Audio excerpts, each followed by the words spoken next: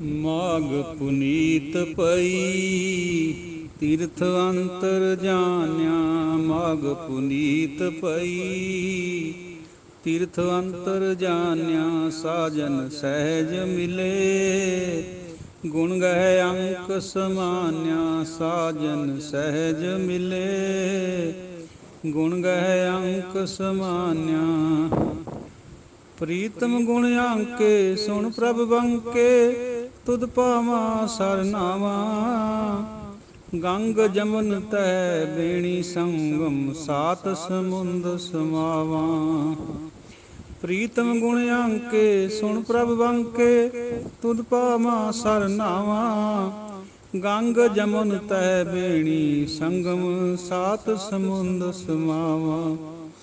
ਪੁੰਨ ਦਾਨ ਪੂਜਾ ਪਰਮੇਸ਼ਰ ਜੁਗ ਜੁਗ ਏਕੋ ਜਾਤਾ। ਨਾਨਕ ਮਾਘ ਮਹਾਰਸ ਹਰ ਜਪ 68 ਤੀਰਥ ਨਾਤਾ। ਪੁੰਨ ਦਾਨ ਪੂਜਾ ਪਰਮੇਸ਼ਰ ਜੁਗ ਜੁਗ ਏਕੋ ਜਾਤਾ।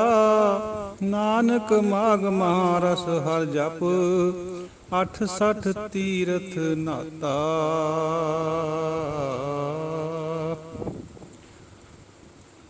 ਵੈਸਾਖ ਭਲਾ ਸਾਖਾ ਵੇਸ ਕਰੇ ਧਨ ਦੇਖੈ ਹਰ ਦੁਆਰ ਆਵੋ ਦਇਆ ਕਰੇ। ਸਤਿਗੁਰਾਂ ਦੀ ਸਾਜੀ ਨਵਾਜੀ ਪਿਆਰੀ ਸਾਧ ਸੰਗਤ ਜੀਓ, ਆਪਾਂ ਤੁਖਾਰੀ ਰਾਗ 'ਚ ਗੁਰੂ ਨਾਨਕ ਪਾਤਸ਼ਾਹ ਦੁਆਰਾ ਸਾਨੂੰ ਬਖਸ਼ਿਆ ਹੋਇਆ 12 ਮਾਹ ਇਹਦੀ ਵਿਚਾਰ ਜਾਰੀ ਹੈ, ਕਰ ਰਹੇ ਹਾਂ। ਅੱਜ ਵਿਸਾਖ ਦੇ ਮਹੀਨੇ ਤੋਂ ਵਿਚਾਰ ਸ਼ੁਰੂ ਹੋਣੀ ਹੈ। ਵਿਸਾਖ ਦੇ ਮਹੀਨੇ ਵਿੱਚ ਦਰੱਖਤਾਂ ਨੂੰ ਨਵੇਂ ਪੱਤੇ ਆਉਂਦੇ, ਪਤਝੜ ਦੂਰ ਹੋ ਜਾਂਦੀ ਹੈ। ਵਿਸਾਖ ਭਲਾ ਸਾਖਾ ਵੇਸ ਕਰੇ ਧਨ ਦੇਖੈ ਹਰ ਦੁਆਰ ਆਵੋ ਦਇਆ। ਇਸਤਰੀ ਖੜੀ ਪਰਮਾਤਮਾ ਵੱਲ ਦੇਖ ਰਹੀ ਹੈ ਵੀ ਦਇਆ ਕਰਕੇ ਮੇਰੇ ਹਿਰਦੇ ਵਿੱਚ ਆ ਜਾਓ। ਦਰੱਖਤਾਂ ਨੂੰ ਵੀ ਨਵੇਂ ਪੱਤੇ ਆ ਗਏ, ਸ਼ਾਖਾਵਾਂ ਨੇ ਵੇਸ ਨਵਾਂ ਕਰ ਲਿਆ। ਮੈਨੂੰ ਵੀ ਹਰਾ ਭਰਾ ਕਰ ਦਿਓ ਆ ਕੇ, ਮੈਂ ਤੇਰਾ ਰਸਤਾ ਦੇਖ ਰਹੀ, ਕਰੋ ਕਿਰਪਾ। ਘਰ ਆਓ ਪਿਆਰੇ ਦੁੱਤਰ ਤਾਰੇ ਤੁਧ ਬਿਨ ਅੱਡ ਨਾ ਮੋਲੋ। ਆ ਜਾਓ ਪਿਆਰੇ ਜੀਓ, ਘਰ ਵਿੱਚ ਆ ਜਾਓ, ਮੈਨੂੰ ਵੀ ਇਸ ਭਵਜਲ ਸਮੁੰਦਰ ਤੋਂ ਪਾਰ ਲੰਘਾ ਦਿਓ। ਤੁਧ ਬਿਨ ਅੱਡ ਨਾ ਮੋਲੋ, ਤੇਰੇ ਬਿਨਾ ਮੇਰਾ ਅੱਧੀ ਕੌਡੀ ਵੀ ਮੁੱਲ ਨਹੀਂ। ਮੇਰੀ ਸਾਰੀ ਉਹ ਕੀਮਤ ਤੇਰੇ ਕਰਕੇ, ਮੇਰੇ ਗੁਣ ਵੀ ਤੇਰੇ ਕਰਕੇ, ਅਦਰਵਾਈਜ਼ ਆਈ ਐਮ ਨਥਿੰਗ। ਕੀਮਤ ਕੌਣ ਕਰੇ ਤੁਧ ਭਾਵਾਂ ਦੇਖ ਦਿਖਾਵੇ ਢੋਲੋ। ਕੌਣ ਕੀਮਤ ਕਰ ਸਕਦਾ ਤੇਰੀ ਜੇ ਤੈਨੂੰ ਭਾ ਜਾਵੇ। ਹੇ ਢੋਲਿਆ ਜੀਓ, ਤਾਂ ਹੀ ਤੂੰ ਕਿਸੇ ਨਜ਼ਰ ਆ ਸਕਦਾ। ਕਿਸੇ ਬੰਦੇ ਦੀ ਕੋਈ ਔਕਾਤ ਨਹੀਂ, ਤੇਰੀ ਕੋਈ ਕੀਮਤ ਨਹੀਂ ਪਾ ਸਕਦਾ।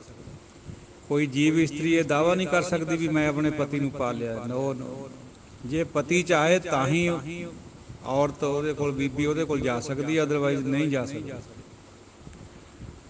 ਦੂਰ ਨਾ ਜਾਣਾ ਅੰਤਰ ਮਾਨਾ ਹਰ ਕਾ ਮਹਿਲ ਪਛਾਨਾ।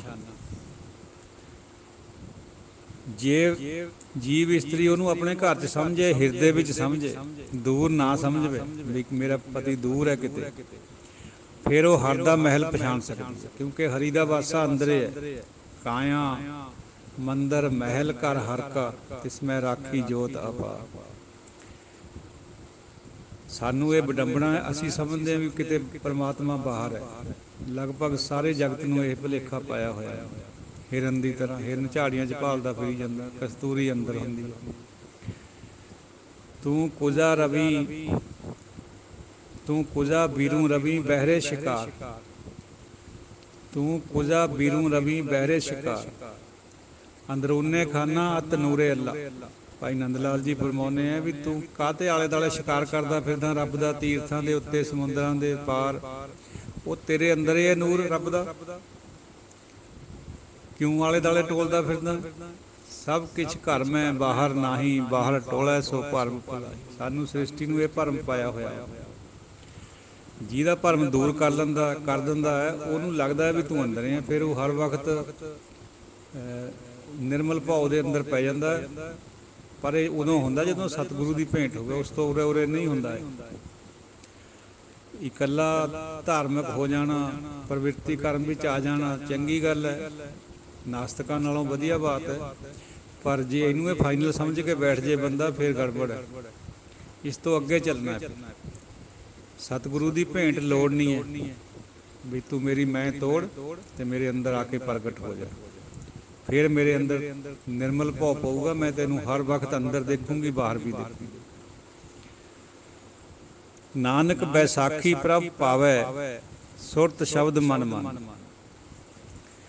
बैसाखी दे महीने यानी बैसाख दे महीने नानक बैसाखी प्रभ पावै शब्द सुरत शब्द मन मन। बैसाख दे महीने की प्रथा है, गुरु महाराज धन धन गुरु नानक पातशाह फरमाउने बई जे सुरत शब्द का मेल हो जाए फिर प्रभु पाया जाता। गल विसाख की नहीं है, चेत की भी नहीं है, गल किसी महीने की नहीं है, गल ਉਹਦੇ ਸਾਡੇ ਉੱਤੇ दया दृष्टि की गल है। जद भी वो आज दृष्टि कर दे उदों ही साडे अंदर प्रगट हो जाए, साडी सुरत नूं शब्द नाल जोड़ दे। महा जेठ भला प्रीतम क्यों विसरे। साध संगत जी, ये माह शब्द जिहड़ा है महीने नूं कहने हैं, ये मास तो बनया होया। संस्कृत विच मास हुंदा, पंजाबी च सस्सा हाही च बदल जांदा। देखो उरे हाही नूं औंकड़ लगी है, एक महीने की गल है जेठ की। महादिवस मूर्त भले जिसको नदर करे, उत्थे माँ देखियो मम्मी नूं कन्ना हा, क्योंकि बहुते महीनों की उत्थे गल है, इत्थे एक महीने की गल है।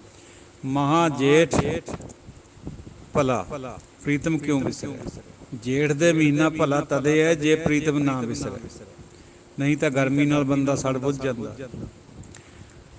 थल तापै सर भार सा तन बिनो करे। भार हुंदा पहाड़, पट्ठी नूं कहने, पट्ठी दे न्याई थल तपदे, सारी धरती अगन अगन दे नाल भर जाती है, सूरज की तपश बहुत होंदी है। जीव इस्त्री बेनती करती है बई मेरा तेरे बिना कोई नहीं है, मैं सड़ रही हैं बुझ रही हैं, हुण आके मैनू दर्शन दे जा। ये अंदर की तड़फना हो रही है, गल बाहर की कर रहे पातशाह, समझा अंदर तो रहे। तन बिनो करेंदी गुण सारेंदी, गुण सारी प्रभ पावा। जीव इस्त्री बेनती करती है, ਉਹਦੇ गुण गाउंदी है, ਉਹਦੇ श्रेष्ठ गुणा करके जे मैं प्रभु नूं भा जावां, बेनतियां कर रही है। सच है महल रहे बैरागी आवन दे ताम। हालांकि वो ਉਹਦਾ महल अंदर ही है, वो बैरागी वो वाहिगुरू अंदर ही है।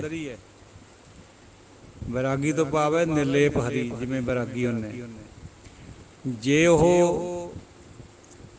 आउण दवे अपने कोल तां मैं ਉਹਦੇ कोल आ सकदा। रहिंदा अंदर है पर वो हुक्म नहीं करदा। बांह पकड़ प्रिय सेजे आनी, कंत पकड़ हम रानी कीनी, कीनी रानी। तो गल पति दे साडी बांह पकड़न दी है, ना कि असीं ਉਹਦੀ बांह पकड़नी। निमाणी निताणी हर बिन क्यों पावे सुख महली। जीव इस्त्री निमाणी भी है निताणी भी है, कोई जोर नहीं है ਉਹਦਾ। सुख महलों का किवें प्राप्त कर सकती है, हरी वाला अंदर ही। भामीरी के पत पार दो बिन पेखे दुरायो। थोड़ी जी दूरी है होमे करके, वो बुलाउंदा ही नहीं कोल। जिन्ना चिर होमे अंदर बैठी है, पति का जिहड़ा सुख है वो नसीब नहीं हुंदा। नानक जेठ जाने तिस जैसी करम मिले गुण बेली। गुरु पातशाह फरमाउने जेठ दे महीने विच इस तरह जानो बई जे उहदा कर्म हो जाए, साडे उत्ते उहदी मेहर हो जाए, बख्शिश हो जाए, फिर मैं गुणा वाली बन सकदी, गुण गहली, फिर मेरे अंदर गुण पैदा हो सकते। अदरवाइज मैं गुणा तो सखनी है, मेरे अंदर कोई गुण नहीं। आषाढ़ भला सूरज गगन तपे। हुण हाड़ दे महीने की बात कर रहे हैं। आ सस्सा जिहड़ा आषाढ़ दा वो हाही च बदलिया होया, पंजाबी च हाड़ बोलते हैं आपां। आषाढ़ भला सूरज गगन तपे। आषाढ़ दा महीना बहुत गर्म हुंदा, वो भी जेठ की तरह। उम्मीद हुंदी है मींह दी, आशा लाई भी हुंदी किसानां ने भी कद मींह आउंदा। आषाढ़ भला सूरज गगन तपे। ਗਗਨ ਦੇ ਵਿੱਚ ਸੂਰਜ ਤਪ ਰਿਹਾ ਹੈ, ਗਗਨ ਦੇ ਨੰਨੇ ਨੂੰ ਸਿਆਰੀ ਹੈ ਤਾਂ ਮਤਲਬ ਗਗਨ ਦੇ ਵਿੱਚ, ਆਕਾਸ਼ ਵਿੱਚ। ਧਰਤੀ ਦੁੱਖ ਸਹਿ ਸੁੱਖ ਹੈ ਅਗਨ ਭਗੈ। ਧਰਤੀ ਦੁੱਖ ਸਹਿ ਰਹੀ ਹੈ, ਸੁੱਕ ਜਾਂਦੀ ਹੈ, ਔਰ ਅਗਨੀ ਵਾਂਗ ਭਖ ਰਹੀ ਹੈ। ਅਗਨ ਰਸ ਸੁੱਖ ਹੈ ਮਰੀਐ ਧੁੱਖ ਹੈ, ਭੀ ਸੋ ਕਿਰਤ ਨਾ ਹਾਰੇ। ਅਗਨ ਰਸ ਸੁੱਖ ਹੈ। ਜਿਹੜਾ ਸੂਰਜ ਦਾ ਅਗਨ ਦਾ ਰੂਪ ਹੈ, ਉਹਦੇ ਨਾਲ ਸੁੱਕਦੀ ਜਾਂਦੀ ਹੈ ਧਰਤੀ ਔਰ ਮਰਦੀ ਜਾਂਦੀ ਹੈ, ਫੇਰ ਵੀ ਕਿਰਤ ਨਹੀਂ ਹਾਰਦੀ, ਕਿਉਂਕਿ ਕਿਰਤ ਕਰਮ ਪਿਆ। ਕਿਰਤ ਕਰਮ ਕੇ ਵਿਛੜੇ ਕਰ ਕਿਰਪਾ ਮੇਲੋ ਰਾਮ। ਸਾਡੀ ਕਿਰਤ ਐਸੀ ਹੈ, ਸਾਡੇ ਕਰਮ ਐਸੇ ਹੈ ਕਰੇ ਹੋਏ ਵੀ ਸਾਨੂੰ ਇੰਨਾ ਕੁਛ, ਹਾੜ ਦੇ ਮਹੀਨੇ 'ਚ ਗਰਮੀ ਵੀ ਲੱਗ ਰਹੀ, ਸਭ ਕੁਛ ਹੋ ਰਿਹਾ, ਸਾਨੂੰ ਨਸੀਬ ਨਹੀਂ ਹੋ ਰਿਹਾ ਪਤੀ ਦਾ ਮਿਲਾਪ। ਰਥ ਫਿਰੈ ਛਾਇਆ ਧਨ ਤੱਕ ਹੈ, ਟੀਂਡ ਲਵੈ ਮੰਝ ਬਾਰੇ। ਇਹ ਜਿਹੜਾ ਸੂਰਜ ਰੂਪੀ ਰਥ ਹੈ, ਇਹ ਫਿਰ ਰਿਹਾ, ਚੜ੍ਹਦਾ ਛਿਪਦਾ, ਪੂਰਬ ਤੋਂ ਪੱਛਮ ਨੂੰ ਜਾਂਦਾ ਪ੍ਰਤੀਤ ਦਿੰਦਾ। ਹਾਲਾਂਕਿ ਧਰਤੀ ਘੁੰਮ ਰਹੀ ਹੈ, ਔਰ ਜਿਹੜੀ ਜੀਵ ਇਸਤਰੀ ਹੈ ਉਹ ਚਾਹੁੰਦੀ ਹੈ ਵੀ ਮੈਨੂੰ ਛਾਇਆ ਮਿਲ ਜਾਏ।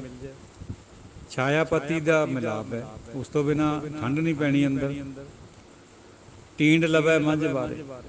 ਮੰਝ ਦੇ ਬਾਰ ਦੇ ਵਿੱਚ, ਮੰਝ ਮੈਨੇ ਵਿੱਚ ਬਾਰ, ਉਹ ਇਲਾਕਾ ਜੰਗਲ ਦਾ, ਉਹਦੇ ਵਿੱਚ ਟੀਂਡੇ ਬੋਲਦੇ, ਜਿਹਨੂੰ ਆਪਾਂ ਬੀਂਡੇ ਵੀ ਕਹਿੰਦੇ।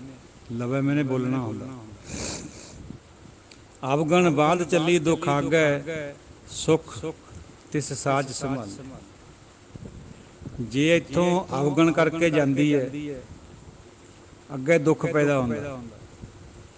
ਅੱਜ ਕੱਲ੍ਹ ਦਾ ਜਿਹੜਾ ਵਿਦਵਾਨ ਨਵਾਂ ਹੈ, ਬੁੱਧੀ ਨਾਲ ਵਿਚਾਰ ਕਰਨ ਵਾਲਾ, ਉਹ ਕਹਿੰਦਾ ਵੀ ਅਗਲਾ ਕੁਛ ਨਹੀਂ ਦੇਖਿਆ ਕਿਸੇ ਨੇ, ਜਿਹੜਾ ਅਗਲਾ ਪਲ 1 ਸਕਿੰਟ ਬਾਅਦ ਆਉਣਾ ਉਹੀ ਅਗਲਾ, ਕੋਈ ਨਰਕ ਸੁਰਗ ਨਹੀਂ, ਕੋਈ ਕੁਛ ਨਹੀਂ। ਕਹਿਣ ਦਾ ਫਰਕ ਹੈ। ਗੁਰਬਾਣੀ ਨਰਕ ਸੁਰਗ ਨੂੰ ਐ ਸੱਚ ਨਹੀਂ ਮੰਨਦੀ ਵੀ ਉਹ ਕੋਈ ਜਗ੍ਹਾ ਵਿਸ਼ੇਸ਼ ਹੈ, ਜੀਓਲੋਜੀਕਲ। ਇਸ ਤਰ੍ਹਾਂ ਨਹੀਂ ਹੈ। ਗੁਰੂ ਦੇ ਚਰਨ ਹੀ ਸਵਰਗ ਹੈ। ਜੇ ਗੁਰੂ ਦੇ ਚਰਨ ਨਹੀਂ ਮਿਲੇ, 84 'ਚ ਘੁੰਮਦਾ ਤਾਂ ਨਰਕ। ਪਰ ਇਹ ਗੱਲ ਕਹਿਣੀ ਵੀ ਜਨਮ ਨਹੀਂ ਹੁੰਦਾ, ਇਹ ਬਿਲਕੁਲ ਠੀਕ ਗੱਲ ਨਹੀਂ ਹੈ। ਜਨਮ ਮਰਨ ਹੁੰਦਾ ਹੈ। ਇੱਥੋਂ ਵੀ ਇਹੀ ਗੱਲ ਹੁੰਦੀ ਪ੍ਰਗਟ, ਅਵਗਣ ਬਾਂਧ ਚੱਲੀ ਦੁੱਖ ਆਗੈ। ਜੇ ਸਾਡੇ ਕੋਲ ਅਵਗਣ ਪੱਲੇ ਹੋਣਗੇ, ਦੁੱਖਾਂ ਦੀ ਪੰਡ ਸਾਡੇ ਸਿਰ ਪਰ ਆਉਣੀ ਅੱਗੇ। ਅਵਗਣ ਬਾਂਧ ਚੱਲੀ ਦੁੱਖ ਆਗੈ, ਸੁੱਖ ਤਿਸ ਸਾਜ ਸੰਭਾਲੇ। ਜੇ ਉਹ ਸੱਚੇ ਨੂੰ ਸੰਭਾਲ ਲਈਏ, ਉਹਨੂੰ ਯਾਦ ਕਰੀਏ, ਫਿਰ ਅੱਗੇ ਸੁੱਖੇ ਸੁੱਖ। ਇੱਥੇ ਵੀ ਸੁੱਖ ਹੈ, ਅੱਗੇ ਵੀ ਸੁੱਖ ਹੈ। ਨਾਨਕ ਜਿਸਨੋ ਇਹ ਮਨ ਦੀਆ, ਮਰਨ ਜੀਵਨ ਪ੍ਰਭ ਨਾਲ। ਪਾਤਸ਼ਾਹ ਫਰਮਾਉਂਦੇ ਆ ਵੀ ਜਿਹਨੂੰ ਇਹ ਮਨ ਦੇਤਾ, ਯਾਨੀ ਪਰਮਾਤਮਾ ਦੇ ਹੋ ਗਏ, ਜੋ ਸੱਚ ਨੂੰ ਸੰਭਾਲਦਾ ਹੈ, ਉਹ ਮਨ ਦਿੰਦਾ, ਉਹਦੇ ਉੱਤੇ ਖੜ ਜਾਂਦਾ, ਸਰੈਂਡਰ ਕਰ ਦਿੰਦਾ ਆਪਣੀ ਬੁੱਧੀ ਨੂੰ, ਪ੍ਰਭੂ ਦੇ ਨਾਲੇ ਜੀਵਨ ਮਰਨ ਹੋ ਜਾਂਦਾ। ਉਹ ਫਿਰ ਜਿਵੇਂ ਤੜਫਦੀ ਹੈ ਜੀਵ ਇਸਤਰੀ, ਇਸ ਤਰ੍ਹਾਂ ਨਹੀਂ ਤੜਫਦਾ, ਫਿਰ ਉਹਦਾ ਮਿਲਾਪ ਹੋ ਜਾਂਦਾ ਉਹਦੇ ਨਾਲ। ਸਾਵਣ ਸਰਸ ਮਨਾ ਕਣ ਵਰਸੈ ਰੁੱਤ ਆਏ। ਸਾਵਣ ਦੇ ਮਹੀਨੇ ਵਿੱਚ ਪਾਤਸ਼ਾਹ ਫਰਮਾਉਂਦੇ ਆ ਵੀ ਬੱਦਲ ਗੱਜਦੇ, ਮਨ ਖੁਸ਼ ਹੁੰਦਾ, ਸਰਸਦਾ। ਨੇੜੇ ਹੋ ਕੇ ਬੱਦਲ ਧਰਤੀ ਨੂੰ ਲੱਗ ਲੱਗ ਕੇ ਜਾਂਦੇ ਆ, ਐਸੀ ਰੁੱਤ ਆ ਜਾਂਦੀ ਹੈ ਸਾਵਣ ਦੇ ਮਹੀਨੇ 'ਚ। ਮੈਂ ਮਨ ਤਨ ਸਭ ਭਾਵੈ ਫਿਰ ਪਰਦੇਸ ਸਦਾ। ਮੇਰੇ ਮਨ ਤਨ ਦੇ ਵਿੱਚ ਪਰਮਾਤਮਾ ਪਤੀ ਭਾਉਂਦਾ ਹੈ। ਮੈਂ ਚਾਹੁੰਦੀ ਹਾਂ ਪਰ ਉਹ ਪਰਦੇਸ ਹੈ, ਭਾਵੇਂ ਹਿਰਦੇ ਦੇ ਵਿੱਚ ਹੈ, ਪਰ ਮੇਰੇ ਵਾਸਤੇ ਉਹ ਪਰਦੇਸ ਹੈ। ਜਿੰਨਾ ਚਿਰ ਮਿਲਾਪ ਹੀ ਨਹੀਂ ਹੁੰਦਾ। ਫਿਰ ਘਰ ਨਹੀਂ ਆਵੇ ਮਰੀਏ ਹਾਵੇ, ਦਾਮਨ ਚਮਕ ਡਰਾਏ। ਜਿੰਨਾ ਚਿਰ ਪਤੀ ਘਰ 'ਚ ਨਹੀਂ ਆਉਂਦਾ, ਮੈਂ ਹੌਕਿਆਂ ਨਾਲ ਮਰਦੀ ਹੈ। ਹੌਕੇ ਉਹਨੇ ਉੱਡਦੇ ਹੈ, ਔਰ ਬਿਜਲੀ ਦਾਮਨ ਚਮਕਦੀ ਹੈ ਸਾਵਣ ਦੇ ਮਹੀਨੇ 'ਚ ਬੱਦਲਾਂ 'ਚ। ਮੈਨੂੰ ਉਹ ਤੋਂ ਡਰ ਲੱਗਦਾ। ਜੇ ਮੇਰਾ ਪਤੀ ਘਰ ਹੋਵੇ, ਮੈਂ ਉਹਦੇ ਨਾਲ ਲਿਪਟ ਜਾਵਾਂ, ਮੇਰਾ ਡਰ ਦੂਰ ਹੋ ਜੇ। ਅਤੇ ਜਦੋਂ ਹਿਰਦੇ 'ਚੋਂ ਪ੍ਰਗਟ ਹੀ ਨਹੀਂ ਹੈ ਤਾਂ ਮੈਂ ਕਿਆ ਕਰਾਂ। ਮੈਨੂੰ ਬਿਜਲੀ ਵੀ ਡਰਾਉਂਦੀ ਹੈ, ਹੌਕੇ ਉੱਡਦੇ ਹੈ। ਸੇਜ ਇਕੇਲੀ ਖਰੀ ਦੁਹੇਲੀ, ਮਰਨ ਭਇਆ ਦੁੱਖ ਮਾਏ। ਮੇਰੀ ਸੇਜ ਇਕੇਲੀ ਪਈ ਹੈ। ਸੇਜ ਸਾਧ ਸੰਗਤ ਜੀ ਵੈਸੇ ਤਾਂ ਬੈੱਡ ਨੂੰ ਕਹਿੰਦੇ ਆ, ਪਰ ਇਹ ਇੱਕ ਖਾਸ ਕਿਸਮ ਦੀ ਟਰਮ ਹੈ। ਸੇਜ ਦਾ ਮਤਲਬ ਹੁੰਦਾ ਨਰਮ ਨਰਮ ਕੋਮਲ ਬਿਸਤਰਾ, ਜਿਹੜਾ ਅਕਸਰ ਵਿਆਹ ਸ਼ਾਦੀ ਤੋਂ ਨੈਕਸਟ ਡੇ, ਵਿਆਹ ਤੋਂ ਅਗਲੇ ਦਿਨ ਲਾੜੇ ਲਾੜੀ ਵਾਸਤੇ ਤਿਆਰ ਕਰਿਆ ਜਾਂਦਾ। ਉਹਦੇ ਉੱਤੇ ਫੁੱਲ ਵੀ ਹੁੰਦੇ, ਬਹੁਤ ਨਰਮ ਬਿਸਤਰਾ ਹੁੰਦਾ, ਉਹਨੂੰ ਸੇਜ ਕਹਿੰਦੇ। ਸੇਜ ਇਕੇਲੀ ਖਰੀ ਦੁਹੇਲੀ। ਹੇ ਵਾਹਿਗੁਰੂ ਜੀਓ, ਮੇਰੀ ਸੇਜ ਵੀ ਇਕੇਲੀ ਹੈ, ਮੈਂ ਕਿਹਦੇ ਨਾਲ ਪ੍ਰੇਮ ਪਾਵਾਂ, ਮੈਂ ਬਹੁਤ ਔਖੀ ਹਾਂ, ਮਰਨ ਭਇਆ ਦੁੱਖ ਮਾਏ। ਹੇ ਮੇਰੀ ਮਾਏ, ਮੇਰਾ ਤਾਂ ਮਰਨਾ ਹੋਇਆ ਹੋਇਆ, ਮੈਂ ਜਿਉਂਦੀ ਮਰਦੀ ਜਾਂਦੀ ਹਾਂ, ਕਿਉਂਕਿ ਮੇਰਾ ਪਤੀ ਮੇਰੇ ਕੋਲ ਨਹੀਂ। ਹਰ ਬਿਨ ਨੀਂਦ ਭੂਖ ਕਉ ਕੈਸੀ, ਕਾਪੜ ਤਨ ਨਾ ਸੁਖਾਵੇ। ਮੈਂ ਆਪਣੇ ਪਤੀ ਤੋਂ ਬਿਨਾਂ ਮੈਨੂੰ ਨਾ ਨੀਂਦ ਆਉਂਦੀ ਹੈ, ਨਾ ਭੁੱਖ ਲੱਗਦੀ ਹੈ। ਇਹ ਜਿਹੜੇ ਮੈਂ ਕੱਪੜੇ ਪਾਈ ਬੈਠੀ ਹਾਂ, ਇਹ ਵੀ ਨਹੀਂ ਚੰਗੇ ਲੱਗਦੇ। ਮੈਂ ਸ਼ਿੰਗਾਰ ਕਰਿਆ ਹੋਇਆ, ਮੇਰਾ ਇਹ ਵੀ ਨਹੀਂ ਭਾਉਂਦਾ ਉਹਨੂੰ। ਜਦੋਂ ਉਹਨੂੰ ਭਾਜੂਗਾ, ਮੇਰਾ ਸਾਰਾ ਕੁਝ ਠੀਕ ਹੋ ਜਾਊਗਾ, ਨਹੀਂ ਤਾਂ ਇਹ ਸਾਰਾ ਕੁਝ ਕਰਿਆ ਹੋਇਆ ਬੇਕਾਰ ਹੈ। ਫਿਰ ਪਰਦੇਸ ਸ਼ਿੰਗਾਰ ਬਣਾਏ, ਮਨਮੁਖੰਦ ਐਸੇ ਕਰਮ ਕਮਾਏ। ਸ਼ਿੰਗਾਰ ਤਦ ਕਰੀਏ ਜੇ ਅੰਦਰ ਪਤੀ ਨੂੰ ਪ੍ਰਗਟ ਕਰ ਲਈਏ, ਨਹੀਂ ਕਾਹ ਵਾਸਤੇ ਕਰਨਾ। ਨਾਨਕ ਸਾਧ ਸੁਹਾਗਣ ਕੰਤੀ, ਪਿਰਕੈ ਅੰਕ ਸਮਾਵੇ। ਪਾਤਸ਼ਾਹ ਫਰਮਾਉਂਦੇ ਵੀ ਉਹੀ ਸੁਹਾਗਣ ਹੈ ਆਪਣੇ ਪਤੀ ਦੀ, ਜਿਹੜੀ ਪਤੀ ਦੇ ਅੰਗ ਦੇ ਨਾਲ ਜੁੜ ਜਾਂਦੀ ਹੈ, ਲੱਗ ਜਾਂਦੀ ਹੈ, ਨਹੀਂ ਤਾਂ ਉਹ ਤੜਫਦੀ ਹੈ ਇਕੱਲੀ। ਭਾਦੋਂ ਭਰਮ ਭੁੱਲੀ, ਪਰ ਜੋਬਨ ਪਛਤਾਣਾ। ਭਾਦੋਂ ਪਾ ਦੋਏ, ਭਾਦੋਂ ਦਾ ਮਹੀਨਾ ਹੈ, ਦੋਏ ਭਾਵ ਯਾਨੀ ਡੁਐਲਟੀ ਵਾਲਾ। ਭਰਮਾਂ 'ਚ ਭੁੱਲੀ ਹੋਈ, ਜੋਬਨ ਪੂਰੇ ਸਿਰ ਪਰ ਹੈ, ਪਛਤਾ ਰਹੀ ਹੈ, ਕਿਉਂਕਿ ਪਤੀ ਦਾ ਮਿਲਾਪ ਨਹੀਂ ਹੈ। ਜਲ ਥਲ ਨੀਰ ਭਰੇ, ਬਰਸ ਰੁੱਤੇ ਰੰਗ ਮਾਣ। ਜਲ ਥਲ ਪਾਣੀ ਨਾਲ ਭਰ ਗਏ, ਟੋਭੇ ਭਰ ਗਏ, ਦਰਿਆ ਭਰ ਗਏ, ਬਰਸ ਮੀਂਹ ਪੈ ਰਿਹਾ। ਇਸ ਰੁੱਤ ਵਿੱਚ ਰੰਗ ਮਾਣਨ ਦਾ ਸਮਾਂ ਹੁੰਦਾ ਹੈ, ਪਤੀ ਘਰ ਨਹੀਂ ਹੈ। ਬਰਸੈ ਨਿਸ ਕਾਲੀ, ਕਿਉਂ ਸੁਖ ਬਾਲੀ। ਨਿਸ ਰਾਤ ਨੂੰ ਕਹਿੰਦੇ, ਕਾਲੀ ਰਾਤ ਵਿੱਚ ਮੀਂਹ ਪੈਂਦਾ, ਉਹ ਬਾਲੀ ਨੂੰ ਕਿਵੇਂ ਸੁੱਖ ਹੋਵੇ ਜਦ ਪਤੀ ਘਰ ਨਹੀਂ ਹੈ। ਦਾਦਰ ਮੋਰ ਲਵੰਤੇ, ਦਾਦਰ ਡੱਡੂ, ਮੋਰ ਲਵੰਤੇ ਮੈਨੇ ਬੋਲਣਾ। ਡੱਡੂ ਬਹੁਤ ਟੈਂ ਟੈਂ ਕਰਦੇ ਜਦ ਮੀਂਹ ਪੈਂਦਾ, ਔਰ ਮੋਰ ਵੀ ਪਿਉਂ ਪਿਉਂ ਕਰਦੇ ਆ। ਐਸੇ ਤਰੀਕੇ ਨਾਲ ਉਹ ਜਿਹੜੀ ਜੀਵ ਇਸਤਰੀ ਹੈ ਉਹ ਤੜਫਦੀ ਹੈ। ਸਾਧ ਸੰਗਤ ਜੀ, ਉਹ ਗੁਰੂ ਨਾਨਕ ਪਾਤਸ਼ਾਹ ਨੇ ਦੁਨਿਆਵੀ ਮਿਸਾਲ ਦੇ ਕੇ ਸਾਨੂੰ ਅੰਦਰ ਜੋੜਨ ਦੀ ਬਾਤ ਕਰੀ ਹੈ। ਪ੍ਰਿਓ ਪ੍ਰਿਓ ਚਵੈ ਬਬੀਹਾ, ਬਬੀਹਾ ਜਿਹੜਾ ਪਪੀਹਾ ਕਹਿੰਦੇ ਜਿਹਨੂੰ, ਉਹ ਪ੍ਰਿਓ ਪ੍ਰਿਓ ਉਹ ਵੀ ਬੋਲਦਾ ਹੈ। ਭੰਗਮ ਫਰੈਂਡ ਸੰਤੇ, ਸੱਪ ਲੜਦੇ ਫਿਰਦੇ ਲੋਕਾਂ ਦੇ, ਬਾਹਰ ਨਿਕਲਿਆ ਉਹਨੇ ਸੰਤ ਜਦ ਸੱਪ ਜਦ ਮੀਂਹ ਪੈਂਦਾ। ਮੱਛਰ ਡੰਗ ਸਾਇਰ ਭਰ ਸੁਭਰ, ਬਿਨ ਹਰ ਕਿਉਂ ਸੁਖ ਪਾਈਏ। ਮੱਛਰ ਡੰਗ ਮਾਰਦੇ, ਬਰਸਾਤ ਦੇ ਮਹੀਨੇ 'ਚ ਮੱਛਰ ਬਹੁਤ ਐਕਟਿਵ ਹੋ ਜਾਂਦਾ। ਜਿਹੜੇ ਸਮੁੰਦਰ ਹੈ ਉਹ ਨਕੋ ਨੱਕ ਭਰ ਜਾਂਦੇ ਸਰੋਵਰ, ਪਰ ਪਤੀ ਬਿਨਾਂ ਕਿਵੇਂ ਸੁੱਖ ਮਿਲੇ। ਮੱਛਰ ਵੀ ਡੰਗਦੇ, ਬਿਜਲੀ ਵੀ ਡਰਾਉਂਦੀ ਹੈ, ਮੋਰ ਬੋਲਦੇ, ਡੱਡੂ ਬੋਲਦੇ, ਔਰ ਮੈਨੂੰ ਸੱਪ ਲੜਦੇ ਫਿਰਦੇ, ਮੈਨੂੰ ਕਿਵੇਂ ਸੁੱਖ ਆਵੇ। ਨਾਨਕ ਪੂਛ ਚੱਲੋਂ ਗੁਰ ਆਪਣੇ, ਜੈ ਪ੍ਰਭ ਤੈ ਹੀ ਜਾਈਏ। ਆਪਾਂ ਆਪਣੇ ਗੁਰੂ ਨੂੰ ਪੁੱਛ ਕੇ ਚੱਲੀਏ, ਜਿੱਥੇ ਪ੍ਰਭੂ ਹੈ ਉੱਥੇ ਜਾਈਏ। ਅਰਦਾਸ ਕਰੀਏ ਵੀ ਸਾਨੂੰ ਆਪਣੇ ਕੋਲ ਬੁਲਾ ਲੈ। ਜਿੰਨਾ ਚਿਰ ਉਹ ਸਾਨੂੰ ਆਪਣੇ ਕੋਲ ਨਹੀਂ ਬੁਲਾਉਂਦਾ, ਕਿੰਨਾ ਹੀ ਜੋਬਨ ਹੋਵੇ, ਕਿੰਨਾ ਹੀ ਪੈਸਾ ਧੇਲਾ ਹੋਵੇ, ਸਾਡਾ ਮਰਨ ਹੈ। ਦੁਨੀਆਦਾਰੀ 'ਚ ਜਿਉਂਦੇ, ਪਰ ਪਰਮਾਤਮਾ ਵੱਲੋਂ ਸਾਡਾ ਮਰਨ। ਜਿੱਦਣ ਉਹਦੇ ਨਾਲ ਮਿਲਾਪ ਹੋ ਗਿਆ, ਭੇਂਟ ਹੋ ਗਈ ਗੁਰੂ ਨਾਲ, ਗੁਰੂ ਨੇ ਅੱਗੇ ਫਿਰ ਸਾਨੂੰ ਪਰਮਾਤਮਾ ਦਿਖਾਤਾ, ਉਸ ਦਿਨ ਤੋਂ ਫਿਰ ਸਰਸਣ ਲੱਗ ਪੈਂਦੀ ਹੈ ਕਾਮਨੀ। ਜਿਵੇਂ ਸਾਉਣ ਦੇ ਮਹੀਨੇ ਵਿੱਚ ਤੜਫ ਵੱਧਦੀ ਹੈ, ਜਿਹਦਾ ਪਤੀ ਕੋਲ ਹੋਵੇ ਉਹ ਸਰਸਦੀ ਹੈ। ਉਸੇ ਤਰੀਕੇ ਨਾਲ ਜਿਹਦੇ ਅੰਦਰ ਹਰੀ ਪੈਦਾ ਹੋ ਗਿਆ, ਵਾਹਿਗੁਰੂ ਪੈਦਾ ਹੋ ਗਿਆ, ਉਹ ਫਿਰ ਮੌਲਦੀ ਹੈ। ਜੇਕਰ ਬਨਸਪਤੀ ਮੌਲਦੀ ਹੈ, ਇੱਕ ਨੇ ਫਿਰ ਉਹ ਜੀਵ ਇਸਤਰੀ ਮੌਲਦੀ ਹੈ। ਜਿੰਨਾ ਚਿਰ ਪਤੀ ਕੋਲ ਨਹੀਂ, ਉਨਾ ਚਿਰ ਕੋਈ ਪ੍ਰਾਪਤੀ ਨਹੀਂ ਹੁੰਦੀ। ਤੋ ਸਾਧ ਸੰਗਤ ਜੀ, ਇਹ ਤਾਂ ਸੀ ਅੱਜ ਦੀ ਵਿਚਾਰ। ਕੱਲ੍ਹ ਆਪਾਂ ਆਪਣੀ ਤੁੱਛ ਬੁੱਧੀ ਅਨੁਸਾਰ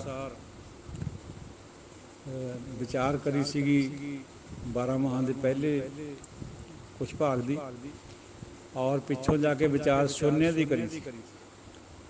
ਉਹ ਥੋੜ੍ਹਾ ਜਿਹਾ ਰਹਿ ਗਿਆ, ਫਿਰ ਵੀ ਉਹਨੂੰ ਵੀ ਵਿਚਾਰ ਕਰਨੀ ਅੱਜ ਪੂਰੀ ਕਰਨੀ ਹੈ।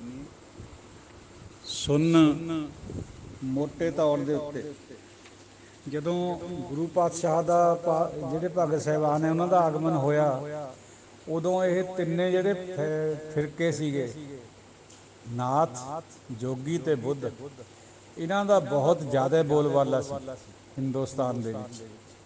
ਲੋਕ ਇਹਨਾਂ ਦੀਆਂ ਕਰਾਮਾਤੀ ਸ਼ਕਤੀਆਂ ਨੂੰ ਦੇਖ ਦੇਖ ਹੈਰਾਨ ਹੋ ਕੇ ਇਹਨਾਂ ਦੇ ਨਾਲ ਜੁੜੇ ਹੋਏ ਸੀ।